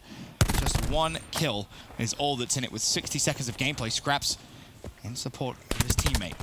Has to stay alive. You cannot just give away your life in this situation. Once again, Reciprocity. 4 people are just stacking the bottom side of the map. So Wuskins is by himself, and he does fall. So now Reciprocity has to make the adjustment to potentially worry about the pressure coming in the top, but Wuskins does spawn in, and again, they're doing the same thing. They're leaving him by himself, and so far, so good. It's working out, letting the ICR lock it down, but now Zero's right next to him. He has that grab slam, takes him down. That clears out the point, and he stays alive. That's huge. 8 lives to 5. That's huge. Can he find 1 more? Zero! Doing it himself! That's a triple to open things up. 2 caps now into B, 275 points, but another fight comes through. Zero, what? Dancing and darting around the hill, still alive, whilst getting more points. 2 more players challenged. Zero with streaks now as well. Finally, he gets cut down. It's a 3 versus 1 though. The kill comes through. Red Reserve take it to a round 5, but that man right there making the play for Red Reserve. And that is just nutty. That is the potential problem with stacking so much pressure on the bottom side of the map. Wuskin's by himself, which is great because you're an ICR, you can hold him down. But one of the best things about holding the push from that side is if you have the Hellstorm, well, they're outside, you call it in. But now he's coming out free spawn, all the players are inside. So now that turns into a round. Wuskin gets fully streaked out. Lightning Strike gets nobody, you lose the point anyway. Hellstorm gets nobody, you lose the point and the round anyway. And now, granted, he has a spree left, but now Zero Bounce Back has some of his own, and Red Reserve, man, 9-1. They don't want to let that go. And don't forget Scraps as well, close to streaks. Oh boy. 150 away, and that gunfight map could be the deciding factor. Scraps does find Tommy. Zero will fall. That was over towards Showers. The presence is very strong there from Reciprocity.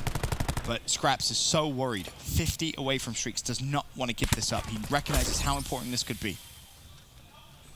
Tommy knows he's there, and they know he's close to streaks. Crash is now invested as well, trying to secure these streaks as quickly as possible. As Vance isn't done over towards Showers. He was able to find 1, but the life count, 27-26, in favor here of Reciprocity. And, well, Red Reserve, they concede the A point. 2 minutes 14 is a hell of a lot of time. Plenty of time, and we have seen this situation many times, so it is not over for either team. Zero's going to call the Lightning Strike, and you see 2 players right now mid-map. You expect at least 1 to fall. Zed does get dropped. Tommy's able to find cover. So that's a Lightning Strike gone, only 1 kill. He had the information, Rated dealing with 2 players at the very bottom side of the map, and he's got a little bit of help from his teammates. For Reciprocity right now, they're just working on the surge. And Scraps has to be just so careful he doesn't get baited into a gunfight. Is it going to be his brother, Wuskin, that he eventually finds? And Wuskin goes for the challenge. 50 points, all Scraps needs as he repositions once again. Zed goes for the challenge, Lightning Strike earned. Now, what extra utility can you get? A Sniper's Nest could do some damage here as Reciprocity trying to work on the flank. There's still 2 players there. Scraps has seen him. Now does he invest the Lightning Strike? He does. Calls it straight in as Shawnee and Wuskin both find pick. The War Machine comes out to play as well. Scraps with 2, Rated with 1. Now the War Machine can just let loose. Will he find 1 more pick? Yes, he will. Drone Squad, 5 points all he needs for the Sniper's Nest as Scraps almost deja vu from game 1 where he takes over, doing it again here in game 3. And yeah, if he gets this Sniper's Nest, you got to imagine there's over 110 left on the clock. And the spot he has is great for information. The Drone Squad might be able to pick him up some kills. His teammates just need to protect him, and well, might be able to help with that. He does get taken down. Pressure all going to have to come in from the bottom side, but again, you have to get past the players of Red Reserve just to get to Scraps and the Drone Squad. This is a tough spot right now for Reciprocity. Should be almost impossible. Scraps still watching the front. Nade thrown out. Spots Dennis to the right-hand side. Zed was able to get a double, though, so the life advantage is in favor of Reciprocity as Scraps gets shot in the back. A team kill comes through as well, but there's the Sniper's Nest. Joe, the saving grace there for Scraps as Tommy trying to put pressure inside the zone. He has Scraps on as well. He's going to fly out, invest it, finds 1. He gets traded out. There is a tick and a little bit, some change invested in towards B. The stun comes out. Sniper's Nest called in, of course, but Reciprocity down, but by no means out. Red Reserve, they just got to stall. They got to let that machine do its work, and Rated is contesting inside the hill, and he just needs to stay alive. Wuskins can't challenge, but this is it. This is the push right now. They're going to have the Annihilator to make it happen. Surging forward, Rated gets dropped. Wuskins able to find 2. Now he can't peek him, but the 3rd tick's almost coming in. 5 blocks, but they got the Annihilator, able to get another 5v5 halfway there. Misses the shot. 1 shot left. To play. 1 shot left. Misses and falls as well. 5v4 advantage Red Reserve. Scraps with a double, Rated with 1. 4 versus 2. Zone still contested. The pinch comes through from Joe. Zed will fall. Zero trades it out. And Red Reserve making a statement in their first game of the Pro League. A swift 3-0 victory. Ben, I've now learned what the phrase "they bottle it" means. Scraps was correct. They bottled it, and Scraps called it. They get the 3-0 in a dominating fashion for map 1, and it got tougher and tougher as the series went on, but Red Reserve held strong, and Scraps, now he has bragging rights for a couple more weeks. You saw it. You saw that cheeky little smile on his face as he gave Wuskin a fist bump. And for Wuskin, of course, he's going to have to deal with, I imagine, for quite some time, until at least next time we see them play against each other. Bragging rights has been earned by Scraps, but obviously when we came into this series, we talked a little bit about Red Reserve. Their need for improvement was heavily in Search and Destroy. We knew they'd improved in Hardpoint, and we knew they were very, very good at Control and had improved in that as well. Are you liking what you're seeing? Because coming in, I think they're one of the lower seeds of this division, and, well, maybe performances like that could make this division a little bit more interesting. I like what I see because of the plays that they were making. Because they were making good adjustments, like rated on defense, over on frequency, search and destroy, making the adjustments to be a little bit more aggressive, and things like that paying out. They handled situations control at the very end. They dealt with the Lightning Strike, dealt with the Hellstorm, dealt with the Annihilator at the end. So they came up with the big plays, and that's what you appreciate. You talk about big plays. Zero had a couple as well. Yes, he most definitely did. Here's the Scuff Gaming play of the game. It was Zero on the flank, and obviously Wuskin falls early. And in terms of just the sheer amount of big plays he was able to make, the trades, if nothing else, the right time, right place sort of situation, but this was the one which really stands out. Grav Slam available to use, flies straight through, somehow stays alive, has enough time to heal, teammate flies out the hill, he trades that out, then somehow finds another 3 whilst doing that, now close to streak progression as well.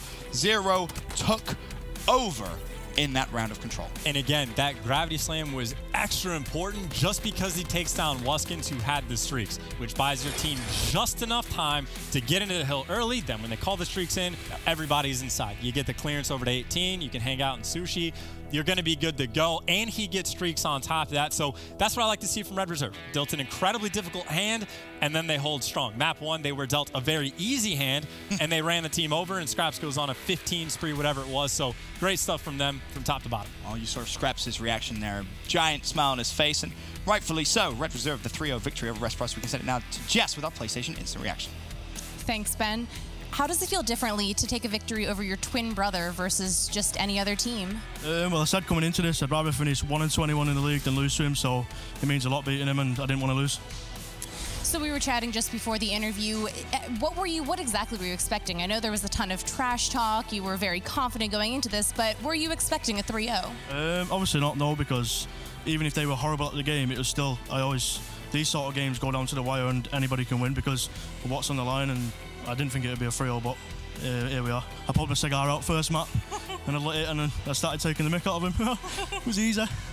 Well, we did hear what you guys had to say to each other before the match. Now that you've come out on top, do you have any words for Wuskin? He was never going to beat me. Even if I had a blindfold on, one arm, one leg, one finger, I was never going to lose that. He's horrible. All right, great. Well, thank you so much. This has been your PlayStation Instant Reaction. Don't go anywhere. We'll be right back after this quick break. The Call of Duty World League is brought to you by Mountain Dew Amp Game Fuel, the official beverage of the CWL. Scuff Gaming, the official controller of the CWL. And TCL, America's fastest growing TV brand.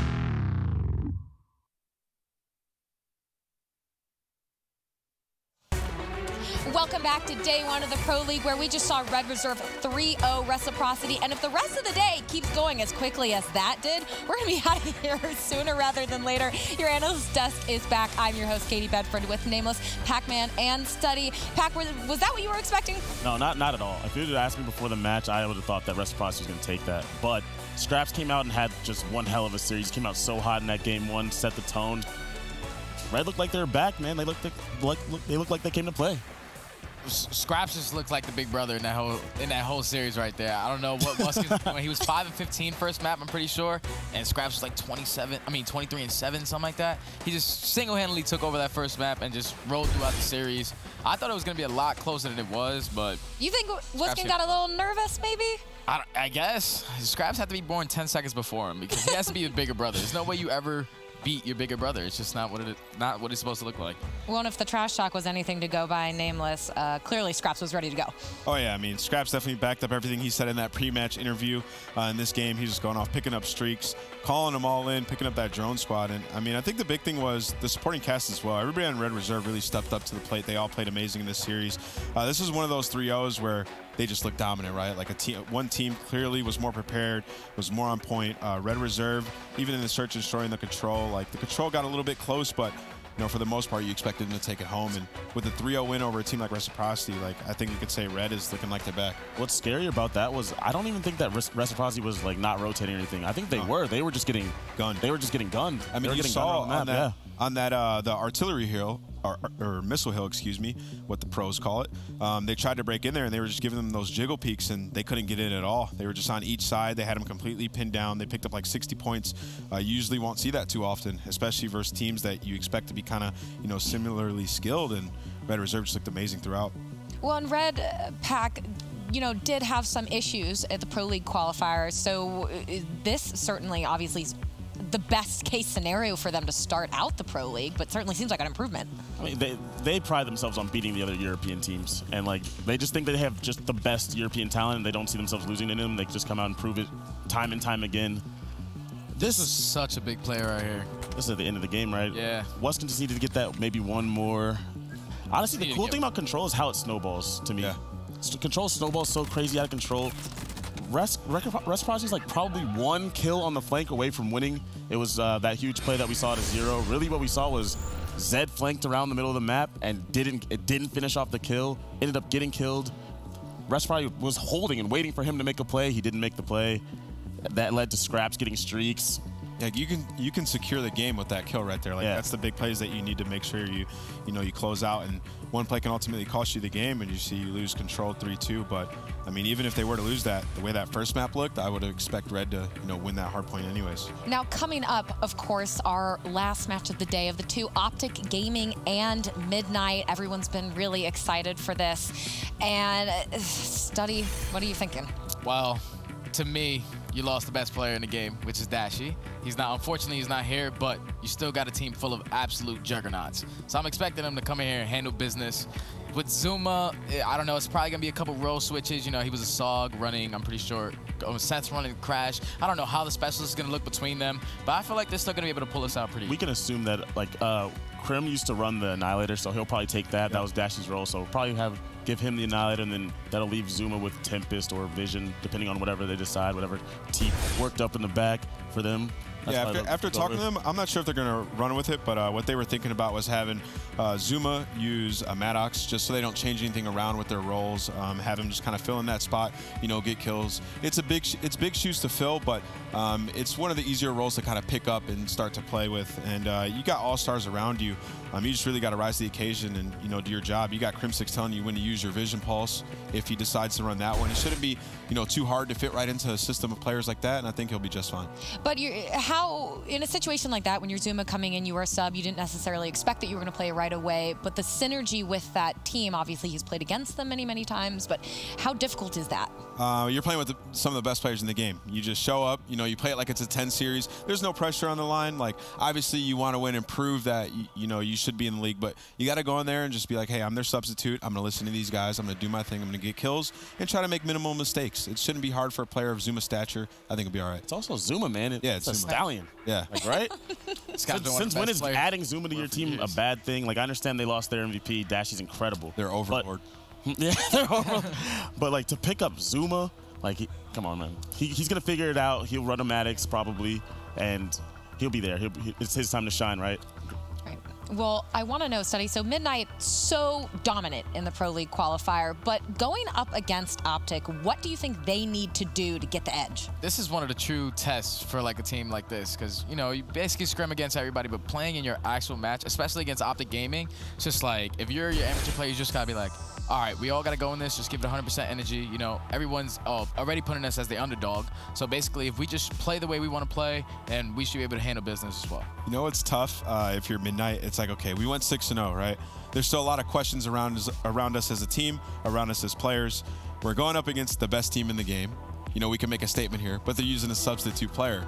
So it's like, if we win, you know, we just beat a team with a sub. If we lose, we just lost to a team with a sub. So you got to kind of really want to make a statement here, maybe get a 3-0, 3-1, like really show you came here to play. This is going to be a huge match for these guys and their ego going forward. In fact, do you think there's anything they need to watch out for in terms of Optic, anything specific they need to be focusing on?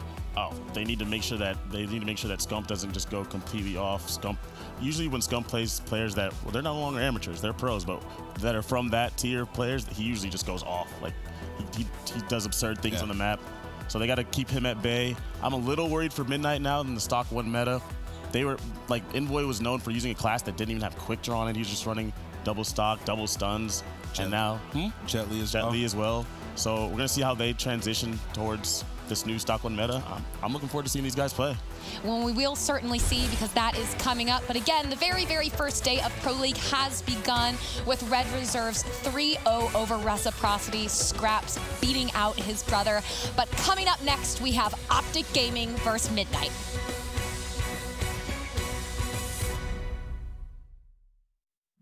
The Call of Duty World League is presented by PlayStation 4, the official platform of the CWL. Astro Gaming, the official headset and mix amp of the CWL.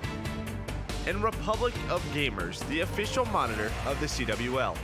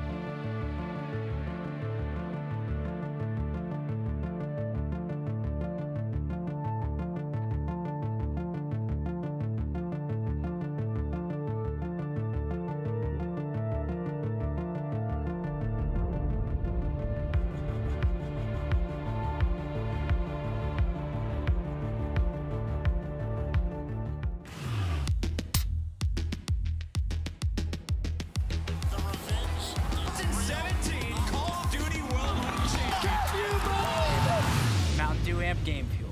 Level up the game.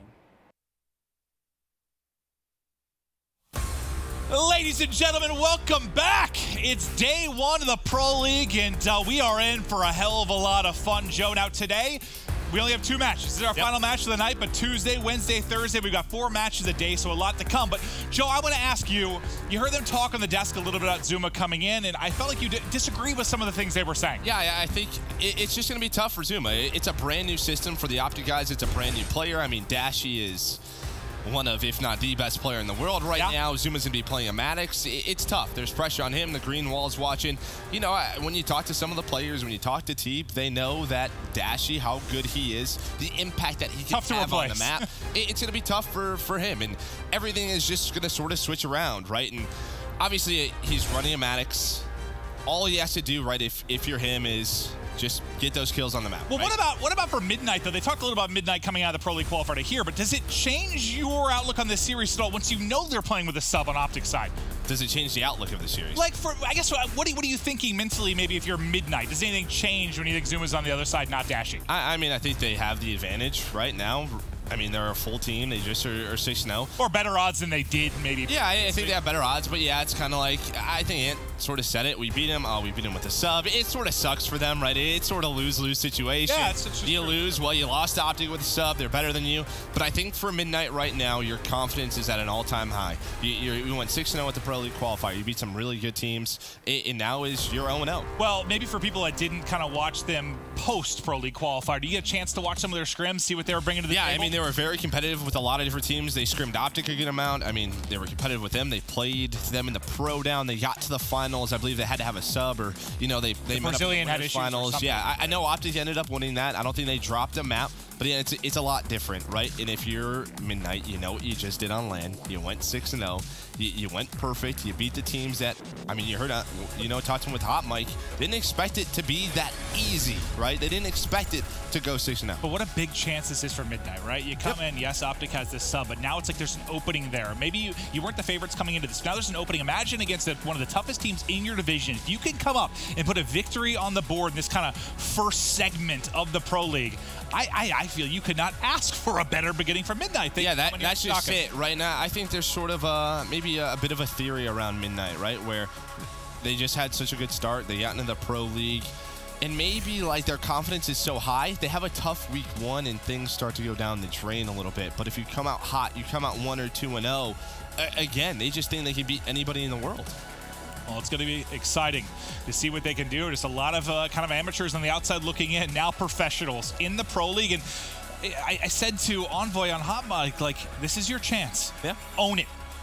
Come in and just show what you guys are capable of. I'm really excited to see what these guys can do. Yeah, I am as well. I think Envoy and Jet Li were such a good SOG duo, and that the SOG duos have really been what stood out for successful teams. Well, we've seen sort of this like stock 1 kind of meta. A lot of people kind of running that. Does that change anything for you? Maybe yeah, I mean, these guys were sort of very good with their stuns, with their stock too. So, you know, that sort of switch up, maybe some eyes on Jet Li and on Envoy, how things switch around. On the other side, you have them going up against Scump and TJ, right? And I think really what Pac said on the desk is, all right, Dashi's not here. Whose turn is it to take over? Because you know someone's got to step up in a way, right? And you don't expect Zuma to come in and drop 8,000 damage, 7,500, 8,000 damage. He just needs to play well. He just needs to do his thing. You have guys like Krim and Karma who can make the right plays. They can make the correct decisions. You know, hey, tell you what to do. Guys like TJ and Scump, those entry guys, those have to be the two who are on point, can open things up for Zuma, can really just make things easy. Well, hopefully we are in for one treat of a series. So it kicked off with a 3-0, but still a battle between the brothers to kind of kick things off. We have so many exciting matches over the course of Division A, which is just really stacked top to bottom. You look through it. No easy match for anybody. It's going to be thrilling stuff, and you know, this match will conclude our first night, but we are going to be having action till what, July, really, with the Pro League? It's a long time, right? It's like a month on, month off sort of system. With a month off, we have an open event. You know, we had London that was just announced this morning as well. I can't wait to get back to the Copper Box Arena. I think it's going to be a ton of fun. Well, last time you were there, you won an event, right? I held a trophy up. Yeah, it was a good event. Yeah, it was a great time. Had a lot of fun at G3. So now that we're going back there, a lot of fond memories. So I can't wait to be back in that arena. But again, when we were just talking about it, it was like a multi-game event. Now just COD. Like I really hope that place. Yeah, I think it was like it's like a I think there was the big screen in the middle. There were 4 different esport events going on, and we were kind of segmented off. But now, just to fill it up, have some fun. We know how fun Birmingham was last year, how wild the fans were. Really excited to get to that. But before we get there, obviously we'll have Fort Worth and just a lot of Black Ops 4 action. Sorry for the brief delay. Might be a bit of a tech issue on stage as they're getting ready for this one to kick off. But I think all eyes are on that first guy you saw, Zuma on the side of Optic. But right now you saw TJ. He's got to go big as well. I mean, I think for Zuma, obviously, FaZe not making it to the Pro League. Some of that team, some of those pieces have already moved on, right? You have Priest on 100 Thieves, Crowder, now the coach of that team. Attached, maybe just waiting for that roster period, Celium as well. But this is an opportunity for Zuma, not the other guys, to just put on a show. Well, we've talked about it from Optic's the type POV. of player that he is still. We've talked about from Optic's POV and like Midnight. We haven't really talked about from Zuma's POV. Yep. He's like knocked out. Well, what am I doing? Now suddenly it's like, okay, I'm playing on day 1 of the Pro League as a sub. It's and I think what's crazy. interesting as well is, I mean, there were a lot of rumors last year coming into this year about Zuma being on Optic, right? Like, a lot of people thought it was going to be him. So now we'll get to see him for a week, you know, be on Optic. But again, for him, this is his stock, right? If he shows up and plays exceptionally well, come roster. Do you think he's feeling a lot of pressure in this spot? He shouldn't. I don't think he should at all. I just think he should focus on himself, right? Just continue to play well, or as well as he can. But he shouldn't feel pressure. It's a tough position to be into. Right, I mean, you get called yesterday, like, hey, man, we need you. Yeah, and it'd be one thing. I guess I feel like if it's a 1-for-1 from a role position, then, like, you could sort of say, like, oh, my God, look, it was a downgrade. They lost, but it's so different. It's so different. Like, expectations have to be tapered a little bit when you're not having, like, a 1-for-1 who knows what spot. happens today if things don't go well for him. Maybe they come in, scrim early tomorrow with maybe Scump as Maddox, right? Or they just try to figure something out, try to get him as comfortable as possible. It's going to be interesting to see how this one plays out. Who will strike first? In the opening hardpoint, I believe we're jumping to Hacienda to kick things off. I saw on the Call of Duty subreddit, well, the competitive subreddit, they were kind of talking a little bit at the first hardpoint. I don't know if you saw that thread, but like, I think somebody posted, like, how the hell do you do first hardpoint? Because it's not easy. I mean, you're basically kind of fighting for spawns, but it was just interesting reading through all the comments as everyone was trying to give advice to this guy, and basically what I was gathering from it's really tough to get time from that and also focus on holding spawns for a second. Yeah, it absolutely is. You really got to control those top halls. There's Teep right now coming off the stage, just trying to get these guys fired up. And here's the thing for Optic Gaming. I think we focused a lot on their ability, their talent. But when you look at the series and you add a new player, where are things going to change? Hardpoint, okay, Hardpoint you should be all right? You should be able to compete in Hardpoint. The thing that gets scary, Search and Destroy and Control, right? Those are the two where you have so many ways. How do we retake the A site? How do we retake the B site? That's when that chemistry will just feel off. So if you're Midnight, and that's where they were so good, especially the Pro League qualifier, with Search and Destroy and Control, 2, 3, 5 for them, it's got to be the money. At least here, the good thing with Zuma, someone like Search, he's just going to kind of fly and try to have those. I mean, that's like what we saw from TJ last year. Like, you're going to have 2 guys that typically want to be your entry players, your first blood or your finding a first blood, just early interactions. We'll see how they kind of mesh when we get into Search, but no, it's an interesting point of view. Just 2 and 3 might be really difficult. Well, just think about the coordination it takes to retake a control site, right? It's just very tough, but we'll get there when we get there. Here we go. Into the first map, and well, already that kill feed, 5 dead for Optic Gaming. And this is one way to get time in the first hardpoint. You kill the other entire team, and then you get a nice clean setup. But we'll see how long they're able to hold. But what a break there from Midnight as they are doing damage early. Now, Envoy trying to control through Rockside, as that'll be a key position when we think about rotating towards that second hardpoint. We've seen more teams start to kind of hold from the front. Yeah, that's it. You know, you see Brat just trying to control top halls. Midnight back into that game, and watching that mini-map, you can see number 2, that's Envoy just trying to control this side, make sure they have garage control. A couple of players do spawn out. He might get some bad timing or some good timing. We'll see how this works out as Zuma trying to move around. He does have the vision pulse. We talked about that, so it will be Crim on the Annihilator. And, well, Zuma going to be able to find one, checks his front, but his teammate is there trying to find a second. Nice kills by Zuma on rotation. There's just 1 player left. A great hold so far from us. And something as simple as that, like a nice big play from Zuma early in a game, you feel like that's got to give him confidence and maybe the team a little bit of confidence early. Yeah, you're right. Just don't overthink things. Just play your game, right? That's what I was saying. Just get your kills. As long as you aren't struggling statistically, they're going to compete, especially in hardpoint. Well, despite the fact that Midnight strike first and get such a great amount of opening time, it's Optic Gaming that not only retain really the latter half of that first hard point, but they have early control here inside a garage. Scump and Krim combining to pick up 2. Is now they'll lock it down, and Midnight's going to be forced to rotate early. So what looks really good for Midnight, at least in the opening 20-30 seconds, has fallen apart a bit. Yeah, we talked about on Envoy and Jet Li, that SOG duo. This is sort of a map where it's tough for SOGs, right? Guys like Krim who are 6-3 with those ICRs, just a lot of long-range fights. This might actually favor Optic early on, just due to the map choices. And I really just kind of like the map variety with regards to that. Like what is strong?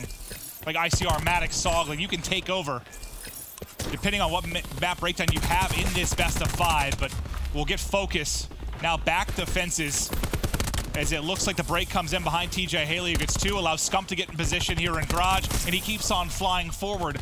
Once again, just early control from Optic as they find all the kills. Yeah, they did a wonderful job breaking on through her. They really controlled that top balcony, which allowed them to break this setup of Midnight. Now a 50-point lead, and this is where things can get kind of scary. Scump now starting to work towards streaks. He's on a 6 spree at 10-4. This is what we were saying, right? As soon as you don't have Dashy, someone's got to step up. Right now, it's Scump and Krim. And he's like, guys, I'm on streaks. Somebody set me up, but that is not the gunfight you want to take. Tough position now. He's at basically a 1 versus 2, able to win 1, can't get away with his life. He was, what, 25 off or something like that when he ends up falling. But Optic Gaming will now eclipse the 100-point mark as Midnight's still struggling to find really any kind of time. But they'll be set up at Rock, and they've gotten a nice spread, at least across this top part of the minimap. It's going to be Karma that's trying to break in through water. Can he find an opening? Almost slides and gets 2, but the disruption's not going to matter because look how far back the rest of the Optic Gaming squad is. Yeah, 3 players go down. Barzilian with that ICR, nice shots on a Karma. Going to be able to find one. The contest is in, but Jet Li is there. This is a pretty solid hold, but there comes Zuma, able to find 2. Scump with another one. Great break by Optic. As soon as you think Midnight is going to get right back into the game, a great break, and it was led by Zuma, who was able to find 2 kills. And you think about it, I mean, the 2 kills here prove massive at Rock, and if you think about the Garage, you got the 2 entry kills in rotation, so I know it's nothing that flashy. He's 8-8, but he's found a couple of flurries, which has been This is all you want. Just hit a 1.0, right? This is what I'm saying. Just individually focus on yourself, get the kills, will make the correct plays, rotate. You just do what you have to do on the map, feel comfortable. A great first set of rotation hills by Optic. Well, we're getting close to the point where the game really starts to get interesting when these specialist weapons start to come into play. Both teams getting close. You can see Envoy very close to Battery. On the other end, Crim6 about to pick up that Annihilator. Who's going to step up and make the game-changing play? That's one thing to focus on with Crim6 too, because typically that Annihilator, that one-hit gun, that's in Dashy's hands. Yeah, it absolutely is. Midnight doing a good job getting some control. Optic able to break on in. Just Envoy just trying to stay alive. Top wall, able to find one on a Karma. Brack with another one. He's able to get that War Machine, but just back and forth, right? This is what we talked about with this first hill.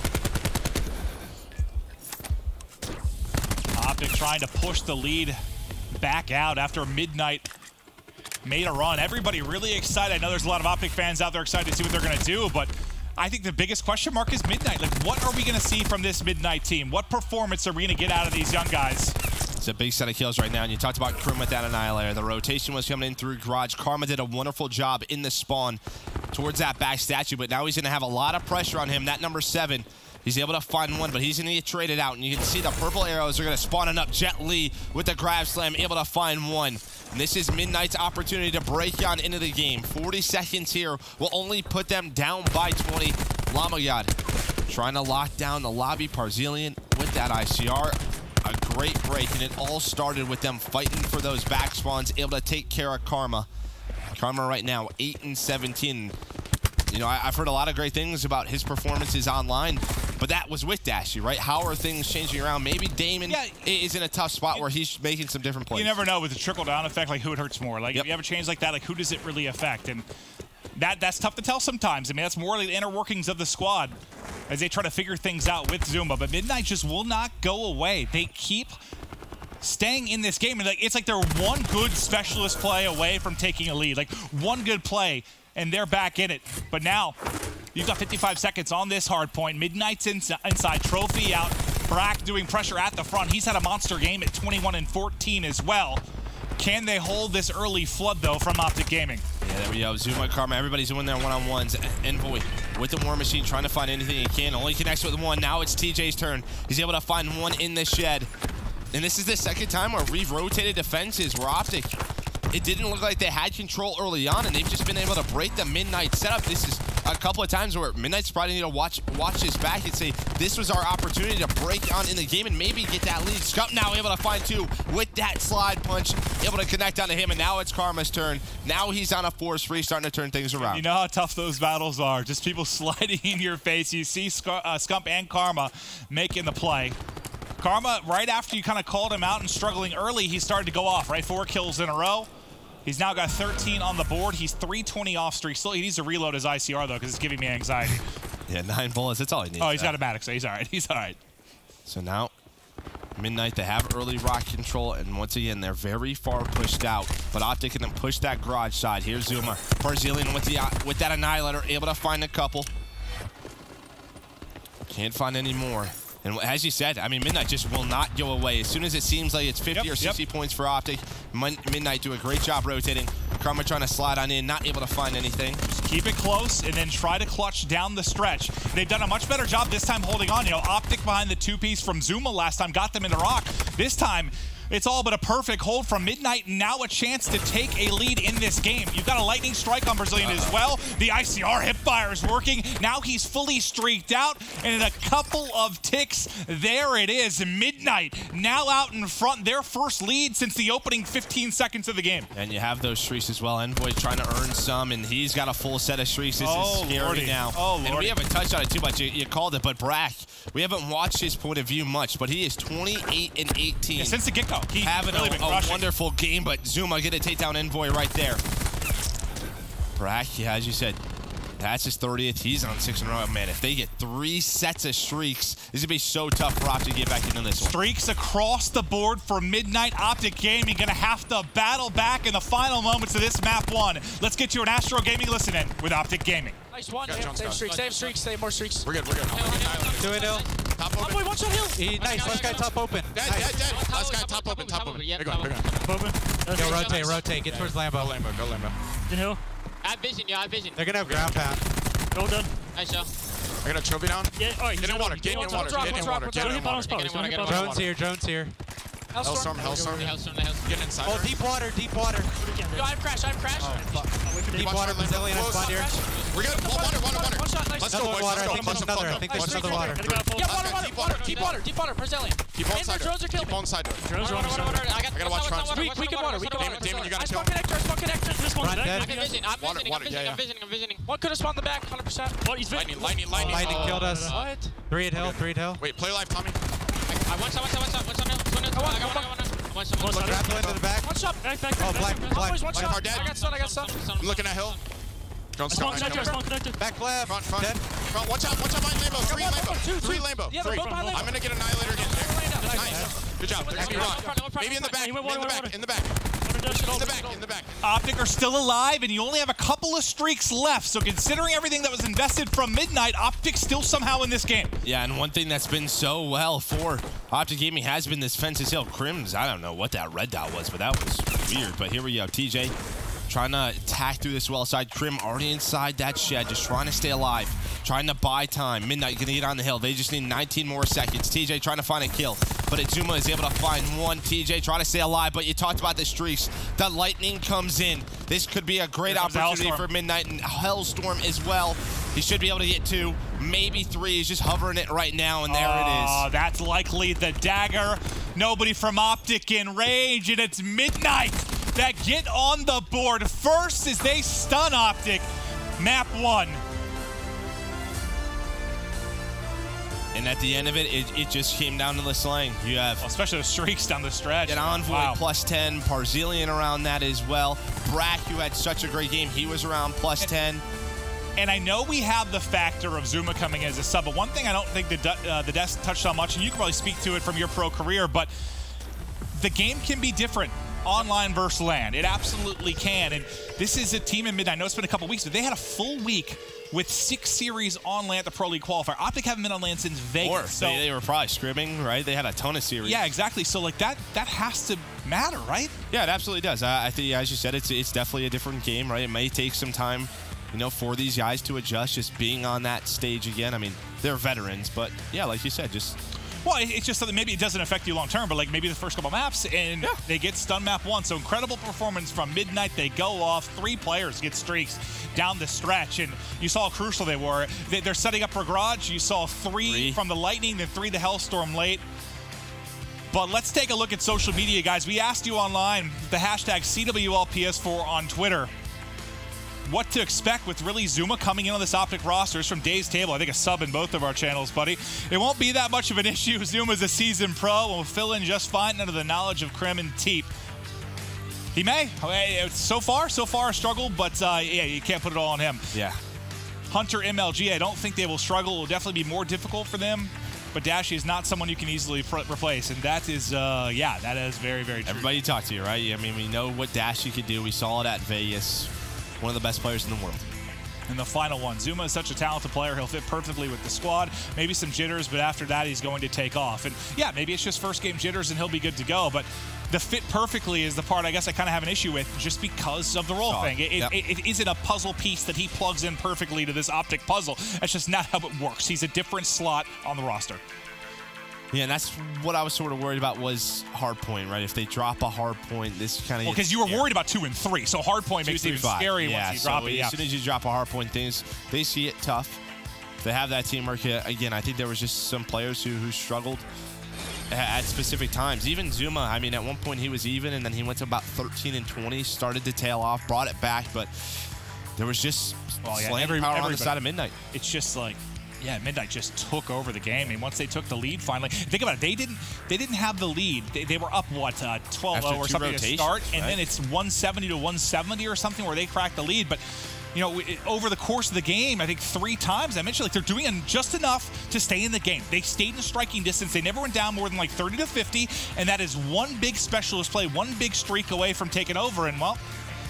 they got more than one big play. They went off. Yeah, and I think if you want to look at one specific play for me from Optic side, I think when Scump was close to streaks, if he doesn't go around the back, right, he's 135 off, is just on the hill, just plays for those streaks because we know how strong they can be. We just saw it. Remember, at that point, they were up about 60, 70 points. They won 2 hills in a row. They won garage and fences. I think what happened, both his teammates dropped in front of him, and he just thought he maybe had to make a play. Yeah, if he gets streaks there, the game's probably different. Who knows? Yeah, certainly could be. They can bail you out. But, I mean, even on the streak stuff, I mean, we've seen some questionable use. A lot at the Pro League qualifier, a lot at Vegas. Like, at least what we saw there, like, they got a lot out of them, at least in the final moments of that game. You even saw, I believe it was Parzilian, when we were in that listening, he was just staying alive water, and he was hovering the drone squad just right outside the garage window, right? Like, he wasn't challenging. He was just like, I'm going to put my drone squad here. Yeah, fight that. Have fun. Exactly. And that's when you saw that lightning come on in. So now Optic, they've got to think things through and see how they answer back in search. I think what I'm most excited for, though, is likely the control. I believe Optic went something like 7-1 at Vegas, and I think it was 6-0 for the Midnight side, so that could be a big battle. Search, it'll be interesting because on one side of it, you know, you still have your standout players in Search and Destroy, but the guy that really shined for Optic Vegas was Dashy. I mean, TJ was good too, but Dashy was #1 across. He had what, like a 2.17, 2.2, somewhere in that ballpark in Search. I think what he does, right? How do you replace that? He opens up lanes with snipers, right? It's not like he's going in; he's finding first bloods. Who are you going to snipe if you're Optic? Maybe it's Karma who picks it up. We've seen him snipe in the past, but that's another weapon in a different game mode that Dashy brought. Yeah, I mean, he was literally the best Search player, at least statistically, at Vegas.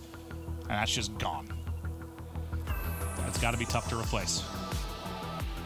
And I believe on the other side, who was it? I was talking to JP earlier about who kind of the standout was at Search and Destroy. It was Envoy, yeah. Was it Envoy? That's what I was trying to remember. Yeah, it was Envoy. And what did he end up doing? He posted a 1.63 search at the Pro League qualifier. So, and if you take a look at their events, it was actually OG with the highest overall KD at Vegas in Search, and Midnight was the highest at the Pro League qualifier. So both teams have been solid in Search. One, unfortunately, missing their superstar. Yeah, Midnight now on that attack. Well, Karma not sniping, but is able to find that first blood. But a very spread out attack from Midnight. You have a couple of players B, but the other two just spreading out. So be able to find another one. Krim's it's some really bad timing. Well, the player is planning right behind him. He's like, oh. He's going to turn now. But yeah, that is a tough spot now. Do you challenge? He's going to go for it. He has no help right now. Nobody there to help Krim. He's all alone and Jet Li able to find 2. Now this is a 3 versus 3.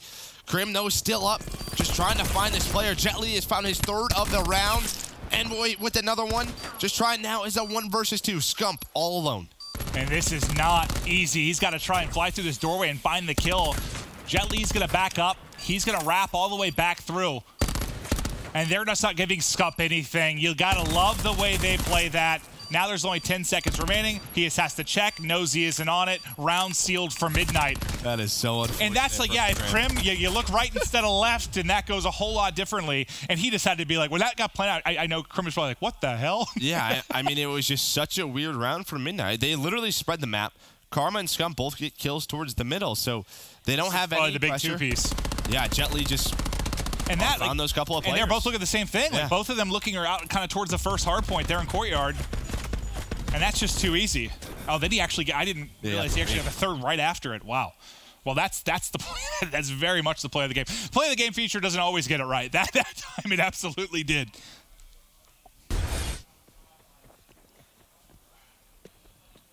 Well, Midnight strike first.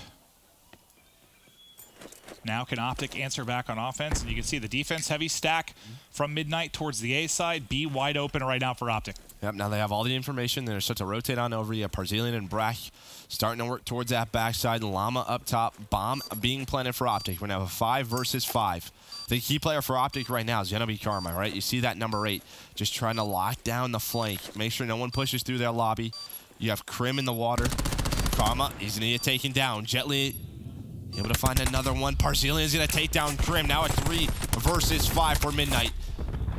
And they are just tearing through Optic. Nobody has dropped, not a single trade for Optic. Zuma last up. He gets cut down. And the slate just wiped clean.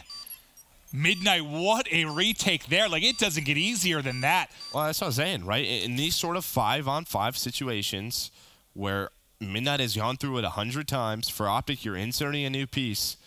It's a different system. And I know we're talking about the Zuma thing a lot because it's a big deal. And it's not like he got here. They got here last week and they've been working together. They started playing today.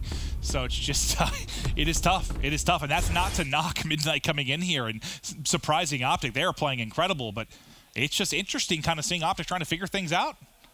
Just kind of working from scratch in a way when you got a new person slotted into the roster.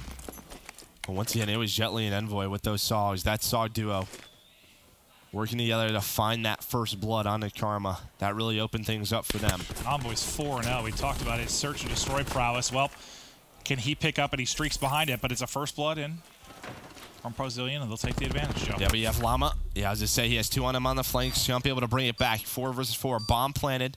Now what does Optic do? It looks like they're going to try and regroup, maybe go through that connector. Envoy trying to find one as he's going to go back towards his lobby. Yep, great timing on the Scump. That's a free kill, 4v2. And once again, you're getting another example of these sort of retake situations where you can just see Midnight has the clear advantage on what exactly they want to do. But Krim and Karma, 18 seconds to work with. Just don't know if there's enough time. They have to run into that trap. Now it's Karma all alone. The only silver lining maybe for Optic there is you kill Envoy, who was about, I think it was 125 off streaks, so you at least make sure no streaks come in. But outside of that, it has been all Midnight.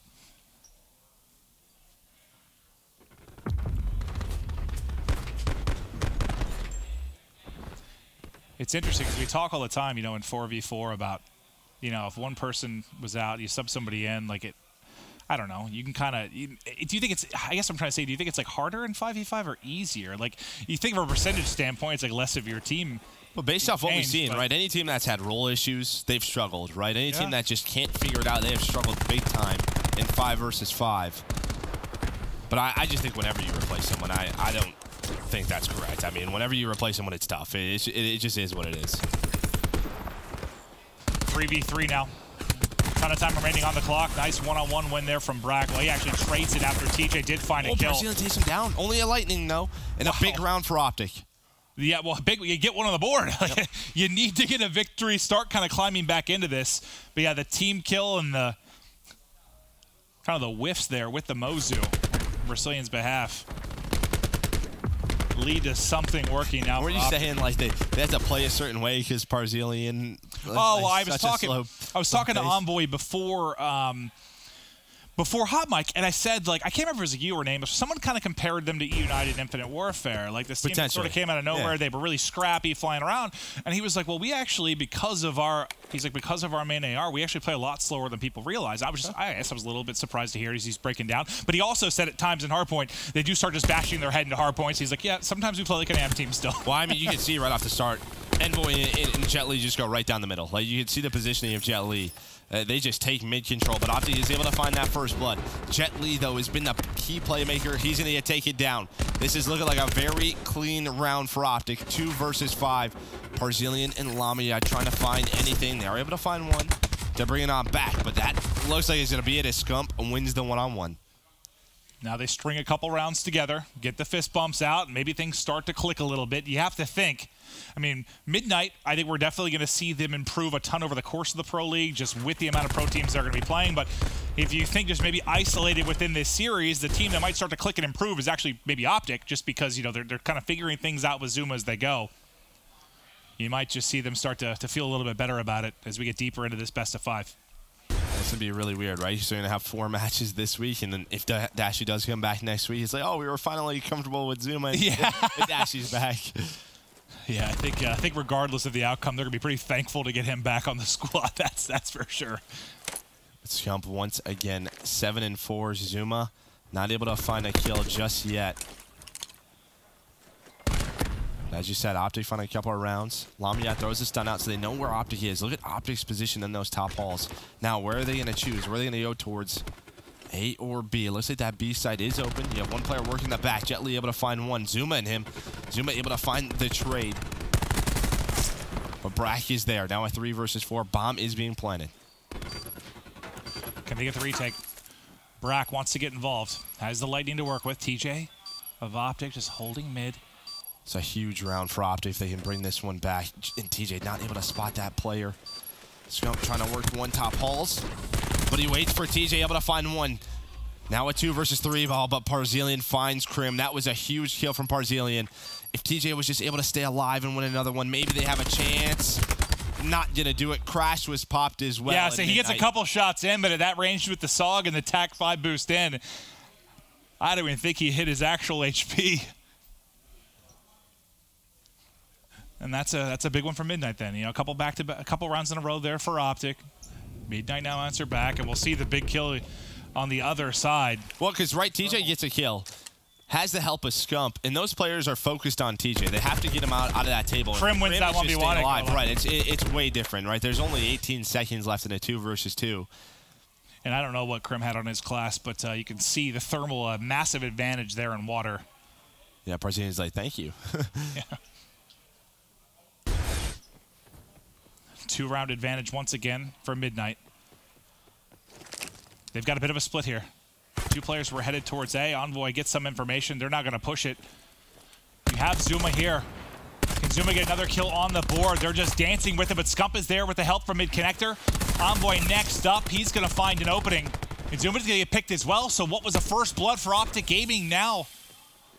Well, it evaporated for a moment. Thankfully, Crim able to tack it on, though, and make it a 3v3. I mean, it's just Jet Li and Envoy, right? On their offensive rounds, they just find openings through the middle of the map. Like, he hits behind them, finds a kill, and that sort of changes the round. And now he spots 2 in connector. This is going to be such a huge play. That's going to be one. Can he find the second on the Karma? Nobody has the help of Brack. Now a 1 versus 3 for Crim, and that's going to be the 5th round on the board for Midnight. Envoy 7-3. He was the standout in the Pro League qualifier and search. And it's just sometimes, like, I don't know, you feel like early in titles, just sometimes people, if you're an aggressive player, sometimes people understand the timing's a little better. You find those holes, you find those gaps, and you could really punish people early in a game. And it just seems like he's getting into spots that Optic just is not ready for. Well, what? They got the first blood on the Jet Li, I think, and that's sort and then next thing you know, Envoy's right behind the rock. Exactly. It's really just him and Jet Li just finding those openings. And as long as this map's tough. I mean, it feels like a 9-lane map. Yeah. Optic starting to work the middle. Parzilian's going to back on down. Jet Li with one with that grab slam. Brack as well, now at 3 versus 4. You have man advantage of your Midnight. Can they close it out here and take a 2-0 advantage? Annihilator now popped. Zuma about to meet his maker if he tries to go top steps. Look at Karma. Look at Karma's going all the way around number 8. He found an opening. This should be a huge play on Upper Zealand. Able to find one now at 3v3. We talked about those openings for Midnight. Karma able to find one. Can he win this gunfight on the Jet Li? No, he gets taken down. So now it's on Zuma and Krim to clutch. Zuma's 1-6 because how you see the streaks. Now Zuma. He's 9-2. I haven't even noticed. Brack is a sneaky assassin. Yes, we've been focusing on Envoy's openings, but yeah, game 1 and 2 just filthy from Brack. But now with the Annihilator popped and 5 in the chamber, Crim6 has to clutch this 1v2. 25 seconds. Here we go. He doesn't have bomb as well. Yep. He's just got to go. He hears the drone squad lighting in, so they're going to be aware of his position. Okay, so he's still alive. 12 seconds left. That's going to be a kill. He still has time to get to a bomb as well. Not able to do it. Midnight. Now up 2-0, Joe.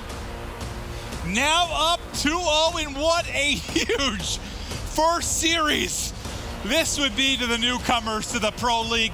Come in against the Titans, and you come out swinging.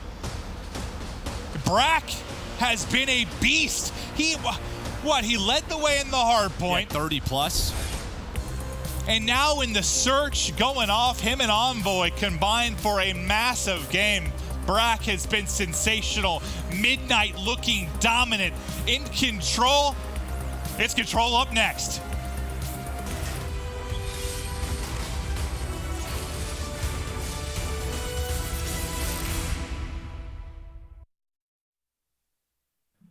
The Call of Duty World League is presented by PlayStation 4, the official platform of the CWL. Astro Gaming, the official headset and mix amp of the CWL. And Republic of Gamers, the official monitor of the CWL.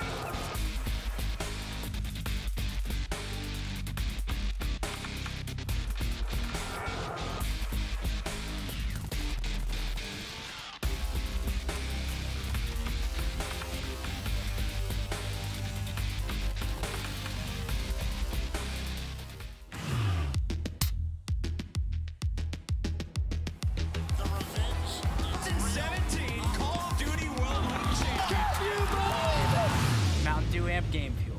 Level up the game.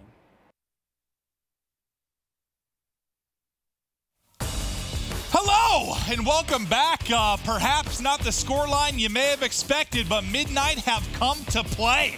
They went 6-0 in the Pro League qualifier, and now here they are with a 2-0 advantage over your Vegas champions.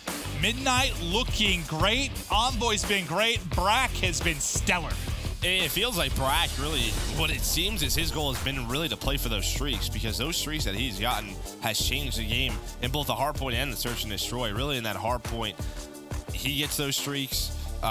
Envoy gets streaks as well. That changed everything for Optic. If anyone wondered if maybe this Midnight team, you know, kind of amateurs, first time coming to the Pro League, would be intimidated at all by the Optic Gaming side, the resounding answer is no. Well, we always talk about, you know, on the desk and how just veterans are sort of used to this. And at times they get lazy. They don't bring the energy to the stage. Midnight is like, let's go. Like, I want to be here and play every single match every day. This is still a new experience for them, and that could change things, the intensity that they're bringing in the match. And just to set this stage for the control once again, Midnight were a perfect 6-0 at the Pro League qualifier. Optic Gaming were 7-1 at Vegas. And I know stats for Optic, you can take them for what they're worth considering they're playing with their sub right now, but still, two good control teams fighting it out. Yeah, good start for Midnight, only dropping one life off the break. Optic starting to work towards this B side. Envoy with a nice play, able to find two snaps on a Crim as well. He beams Crim there, he is feeling it. But you already have a 6-kill advantage in Parzilian, able to win that 1 versus Crim. Brack, 30 seconds left. Takes the one-on-one. Optic's got to go. They haven't contested at all. They haven't stopped the clock. They've got absolutely no progress at all. It's just been a purple wall shutting down Optic. Scump trying to do what he can inside events, tags up one, but Envoy able to get away and heal up. The kill feed still all purple. There's only 10 seconds remaining. Optic has to get in. The last man here is going to be Zuma. He's going to drop, and Optic get absolutely zero progress in their first offensive round. Well, we always talk about sort of how the clock is against you. It's especially against you if you're not on the point at all. We see some dominant control rounds, but typically they're once like the streaks come into play or the specialists come into play. That might be one of the more convincing round ones of defense I've seen. Like they didn't even touch the objective. They just got smoked. They didn't stop the clock. Ever since the break, it was a 6-kill advantage for Midnight. It does not get cleaner than that. Wow. Set up early map control by winning your opening gunfights and then lock it down. Wow, that was impressive. Yeah, this is with the sub. This is just such a tough game mode, right? When you talk about control, just the ability to retake. Look at. They had 4 deaths. Yeah, they only lost 4. You don't usually see that unless it's streak specialist weapons in. Like, yeah, that's as close as you're gonna get to perfect in a round 1 of a control. And here we go, Midnight already on that B, very close to a tick. Parzilian watching the flank. Oh, Scum guns him. Crim as well. There we go. The guns of Optic able to find a set of kills. Lamagod able to find one at least. It looks like Midnight will continue to go towards his B side, but that's a good life right there from Lama to at least find 2. All right, so now you can reset for your Optic defense. Karma was trying to push up and get aggressive towards Office, but he will get punched to the skull by Parzilian. TJ up through mid-map. There's 2 players, making 3 kind of ready and waiting. As there is just a flood of purple soaring forward, and what do you do there if you're Scum? Hey guys, the entire squad's on me. Crim tries to pick up what they can. The trade seems to go back and forth. Optic still hold a 2-life advantage. And nothing on offense really from anyone now. And this is the second map. You had the Hostia and the Hardpoint, now on Arsenal Control, that TJ has actually had a Maddox instead of a Saw. Right, so it's been, well, maybe they switched, right? Maybe Zuma in Control is going to run that second SOG. Maybe it was just a map of Hacienda where they only run 1, but we talked about sort of them figuring out those roles as things go on, and maybe they just want Zuma to have that SOG. So now you have TJ at 0-6 with a Maddox, right? Just those roles, is if you can't figure it out, things can get very uncomfortable. There's been so much talk about roles throughout the opening months of this game. The teams that have been comfortable have excelled. The teams that haven't have really, really struggled. Optic trying to figure it out, but they're on the brink right now. It's going to be a life advantage now to Midnight. one-on-one here with Envoy and TJ. TJ Shaker gets a couple kills on the board. Yeah, he tosses him the wiggles. Some shaky shots right there. Sometimes that SAR can be tough. Lamayad, though, able to find a couple. Lamayad really on this roster, the one guy you could say has some pro league experience. Yep. You know, a bit of a veteran in himself, having a good game at 10-3, but the other guys, this is a brand new thing for them. Still a lot of map control for Optic. You can see how far those green arrows are pushed up. We talked about the clock on that first round. Now 30 seconds left. Brack trying to find anything, but it's Karma who's able to find two. If you're going to win this, if you're Midnight, is this push. You have to get in. You have to get like a four or five down scenario to get a foothold, at least set up on the point. The problem is, though, you got Crim6 at your elbow, picking you apart before you can even get out. Now, just 15 seconds remaining. Middle as well. They have 3 players going through middle. Actually, one jumped up in the vents. Jet Li and Brack are going to try to work through the Optic lobby. Karma's in a spot too, but 3 go down for Optic. It's exactly what you need. Exactly what you needed. 4. There's the 5 down. That's exactly what you needed. One good break to get a foothold inside, and now you've got a chance. What a comeback this is in round 2 for Midnight. Now Optic have to try and storm in. A great pick from TJ, but 2 ticks across for Midnight. Brack, nice shots. He's got the TAC 5 to work with. Not going to invest it. Tempest is out. The Tempest connect. Everybody on the floor, and that's a second round for Midnight. Doesn't matter if he's got TAC mask or not. That change just sets them up, the last 3 players. And we talked a lot at Pro League Qualifier. That second round, that specialist economy, how important it is. He used that Tempest right there to make sure they win that, to put the pressure on Optic. Now it's desperation time for Optic. It was so well done, that break. Like, if you are Optic, if you can just avoid like a 4 or 5 down, if you can at least keep it scrappy and trade there to some degree, just make it like a 2-on-2, wait so your teammates can get back off spawn and help. Like, you have the spawn advantage there from a distance. If you can keep it up and keep it staggered, you're good. The only thing you couldn't do if you were Optic was get smoked in that situation. That's exactly what happened. Yeah, there must have just probably been 3 one-on-ones that went the way of Midnight, right? I mean, Optic, you're ready for it. You had all the positioning in the world. You were set up, and now Lamayad, he's got a lightning strike. He's 16-4, Lord Almighty.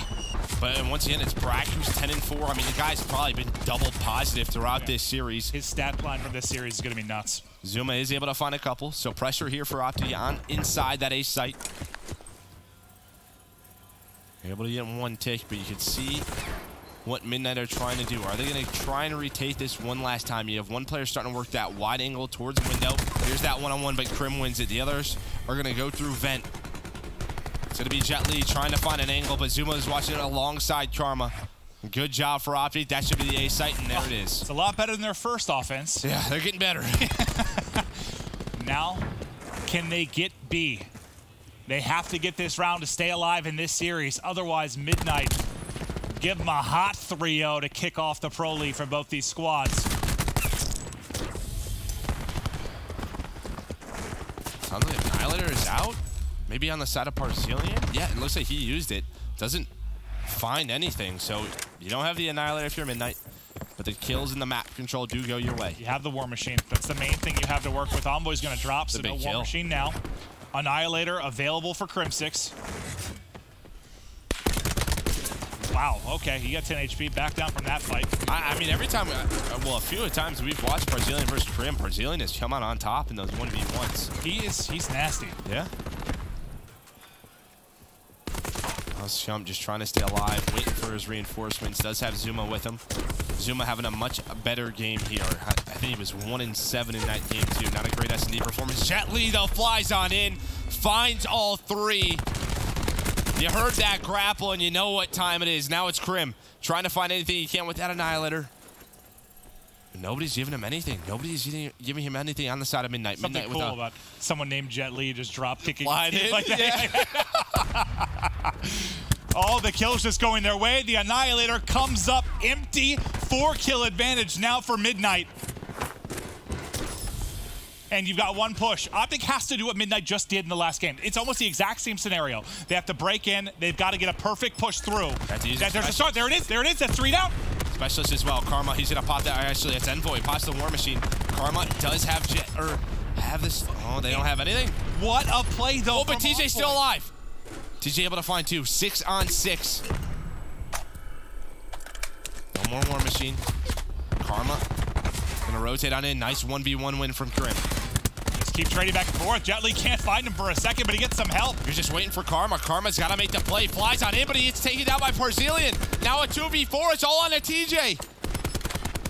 TJ is gone. And if you thought Red made a statement in the first series, I'll tell you what, Midnight came to play. A 3-0. What a win. What a statement from Midnight. I hope we're going to see that throughout the course of the Pro League, because they are going to be a team to be reckoned with.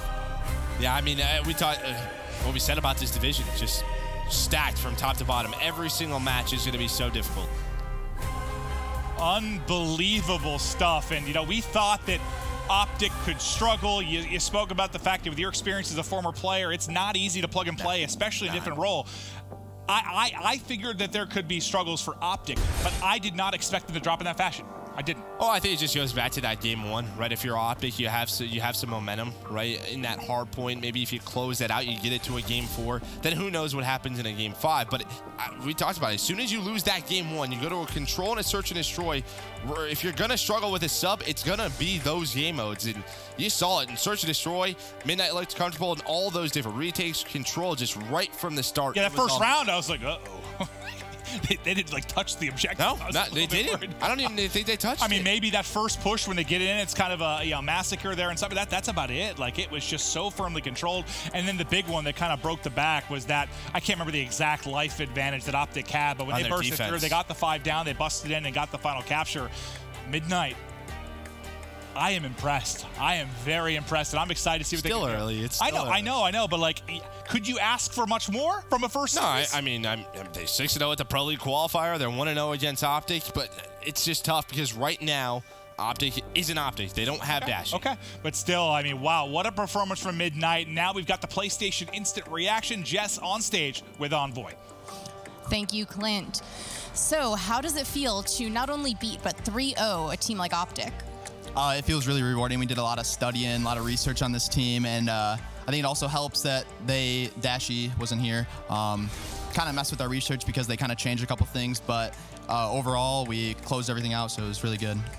On Hot Mic, you said something about it's going to be weird because we don't know what to expect with regards to Zuma. So how weird was this series for you? It wasn't as weird as we thought it was going to be. Obviously, we thought we were going to go the full distance, or at least a 4th map, you know. But I mean, they played to like 3 subs, or we thought they were going to play 3 subs, and they ended up like switching someone to a Maddox, and it helped that we played AR maps. So. All right, before this series, a little bit earlier, I was chatting with Jet Li. He said he thought because of the way the qualifiers started off for you guys, he thought your team might be a little bit underestimated. What do you think people are going to be saying about you now? I think people realize that we're a force to be reckoned with now, and I hope everyone takes us serious. All right, great. Well, thank you so much. This has been your PlayStation Instant Reaction. Katie, take it away. Thank you so much, Jess. A force indeed. Midnight again with that 3-0 over Optic.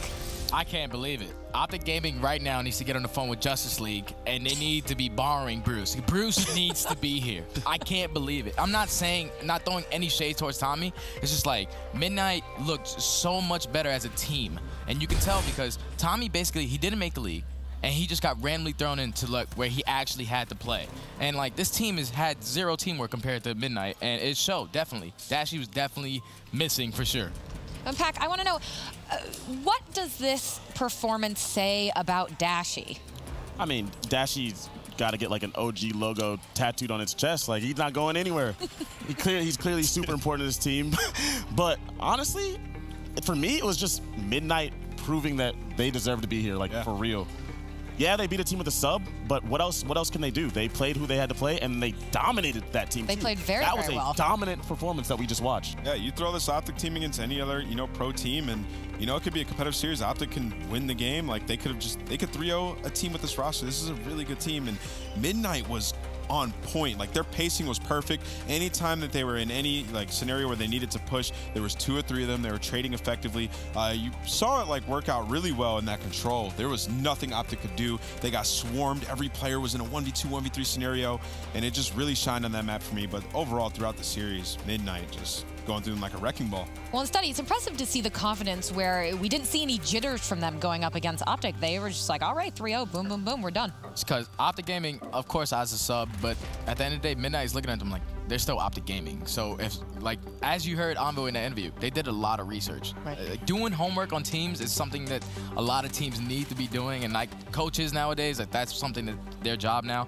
But they were just so prepared for Optic Gaming. You could tell by like just everything on the map. Yeah, I mean, it's just all working. One thing we saw, especially in the Search and Destroy, me and John or Pac-Man are kind of talking about in the middle of it, is there's so many holes on the map for Optic Gaming. Like in that, they're so scared to give up a bomb plant that like they don't get like any information. They had no info on mid-map. Envoy and Jet Li kept getting through middle, flanking them, picking up a kill or two, making it easy, and that's going to allow a player like Brack, who's, you know, running that Maddox, kind of playing slow, pick up those streaks. And then this play of the game, this was just insane to me. Yep, this is our play of the game presented by Scuff, that control at the very end. Before this, they got through mid. They got through mid and killed all 5 of them. That's what put them in the lives advantage here. And then they just were able to control it because you just got to flood from the back steps at that point.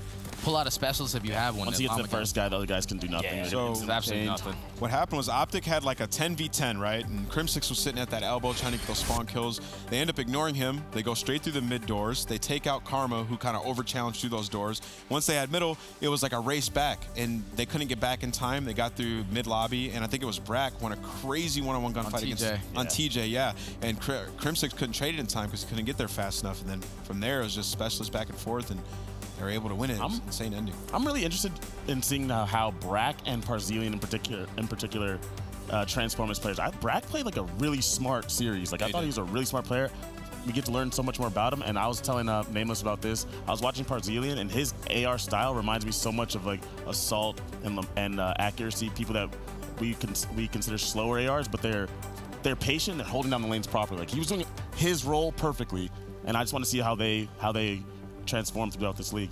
And did you see, I wonder, with him, improvement from what we saw at Pro League Qualifier to now, or was it kind of just straight and narrow, steady, doing what he needs to do? Well, we saw confidence, right? Like we saw them taking those challenges. Parzelian saw Crimsix at the end of that street, and he just went for it. He said, I'm going to challenge you. One was winning those gunfights, and like their pacing, I can't stress it enough, was flawless to me. Like every time there was any like engagement scenario going down between the teams, it was a 2-piece on the side of Midnight. They never got 2-piece. It was just perfect. That's perfect Call of Duty. And Study, what could Optic have done to shake up that pacing to kind of break through those walls? They needed to win that first map. Not especially, not get 2 piece. I'm pretty sure Seth, that last map was like 4-17, something really bad. But that's just like the momentum just driving down. That first hard point, especially because you know you have a sub and everything. Just like especially the way they lost to, it was 250 to like 215, and then the S&D was not even close. It's just like if you lose that first map, especially to that team, and that team showed us a lot of teamwork.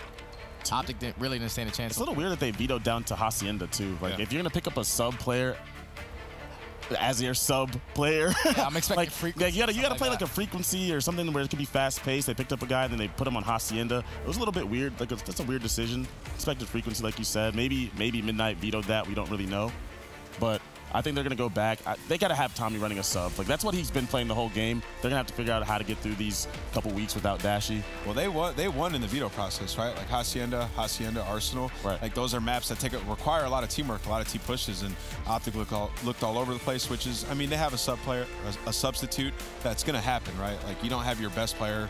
Obviously, Dashy's sitting back at home like they need me right now. The Batman logo's shining in the sky right now. Yeah, you don't have your best player. Like there's a lot to work on, so it's like maybe kind of play the smaller maps and put him in his element rather than try to fit him into ours is maybe the plan going forward for us. And again, Midnight, that research certainly paid off for them. But I want to swing back to our first match of the day and talk a little bit about Astro MVP candidates who we're thinking of, because Scraps absolutely killed it for Red Reserve. So good. Yeah, no, Scraps was on a completely another level individually today. Yeah, he was. I don't think he was missing today. He was not going to lose to his brother. Yeah, had to have known he was just playing against his brother. Hey, dude, I'm having a 4.0 this series, doing it all every He map. had Sniper's Nest drone squad on. Like, he was ready. He knew he was going to get it when he put that on before the map. And we kind of saw the Scraps, you know, we knew Scraps was capable of this because of last year, what he did. He was so good. And, you know, going into Vegas, like, obviously wasn't the best tournament. And then at the PLQ, there were a couple days where he just took over, right? Like he was just the man of the day. And, you know, we knew he was capable of this, but Him finally like reaching this form is going to allow Red Reserve to just improve and be that consistent team that we expect them to be, and that's what they look like today. And do you think, Pac, what about that allowed him to get to this form? You know, kind of highs, lows, highs. Do you think he's going to be able to keep it steady now? I think that this game probably just suits him and the role that he's running on this team. Those players cater to him, and he's proving why he needs to be in that spot. He plays a similar role as Dashy does and as Gunless does for his team, and he's just that superstar guy. Absolutely. He's kind of like a hook, like a player you play around, right? You form the rest of your pieces around a player like that. You give him the position to go off, and I think that's what's happening with the Red Reserve right now. And if they keep working on their search and destroy, which has been something that's bad for them as of late, if they're able to keep working on it and do what they did versus Reciprocity, it'll be great. All right, we want to take a look now at our PlayStation damage dealt leaderboard for the very first day of Pro League qualifier, where we have Envoy sitting up top after a great 3-0 of Optic. This guy's just #1 all over the place. #1 KD at the POQ. Back to #1. This guy's a beast. He doesn't lose series, apparently. And we were watching him. He doesn't even run grip. It doesn't run grip. Doesn't make any sense to me. This guy doing the most damage. He has a 1.3. Absolutely mind blown. No grip. People need to start trying to emulate what these Midnight guys are doing, man. They're doing really good. Well, especially when the first 2 spots and then Scraps in third, but the first 2 are their team. That's what you want to see. I mean, yeah, there's 2 matches to look at thus far. I think Joe talked about it, Merc. He kind of said, it is early. We still need to see more, but right now, they're the real deal. They're one of the best teams in this division. And that is why they're sitting at the top with Red. That match was more about how strong Midnight was, other than more than how Optic didn't play up to their standard, because they did have a sub, but Midnight took care of business. They looked phenomenal. So can't do much more. Absolutely. And of course, Optic is going to be able to regroup. We're certain of that. But tomorrow, things are going to start off with Gen G versus Red Reserve at 3 Eastern. Spacely and the boys. I'm expecting them to not have a slow start like the way they did it in PLQ. They're under Gen G now. Really, really big org. We saw Havoc on Hot Mic earlier, just basically talking about his team and stuff like that. So I'm feeling like they're going to be a lot more prepared than they were for the PLQ, especially with the time they had to practice and everything. And Optic, then, would they come away from this? What's their quick regroup on something like that? Oh, they're compromised. Yeah, Optic's compromised. They're in the back of their mind right now, the guys in Optic are sitting there dude, we might go 1-3 this week. And doubt can be a very deadly thing. Oh, absolutely. Sure. Yeah. They really need to go back and have a team meeting and talk about what they need to do and come to a sort of agreement. Because going into today, whatever they decided clearly didn't work. I know them and Teep, they'll be back trying to figure out what they need to do, maybe sort of better map veto strategy, but they got a lot of work to do. Well, we will see if they can get that work done as we close out the very first day of Pro League here in Columbus, Ohio. Such a turn of events, some outcomes that we weren't quite expecting. We got to see the brothers Scraps and Wuskin face off in that first match of the day. Red Reserve taking it 3-0. And then we moved on, of course, to a rather shocking upset of the 3-0 Midnight taking down Optic Gaming, feeling so confident and so strong. We're going to continue on this week, day number 2, bringing you Gen G and Red Reserve. We'll see you tomorrow.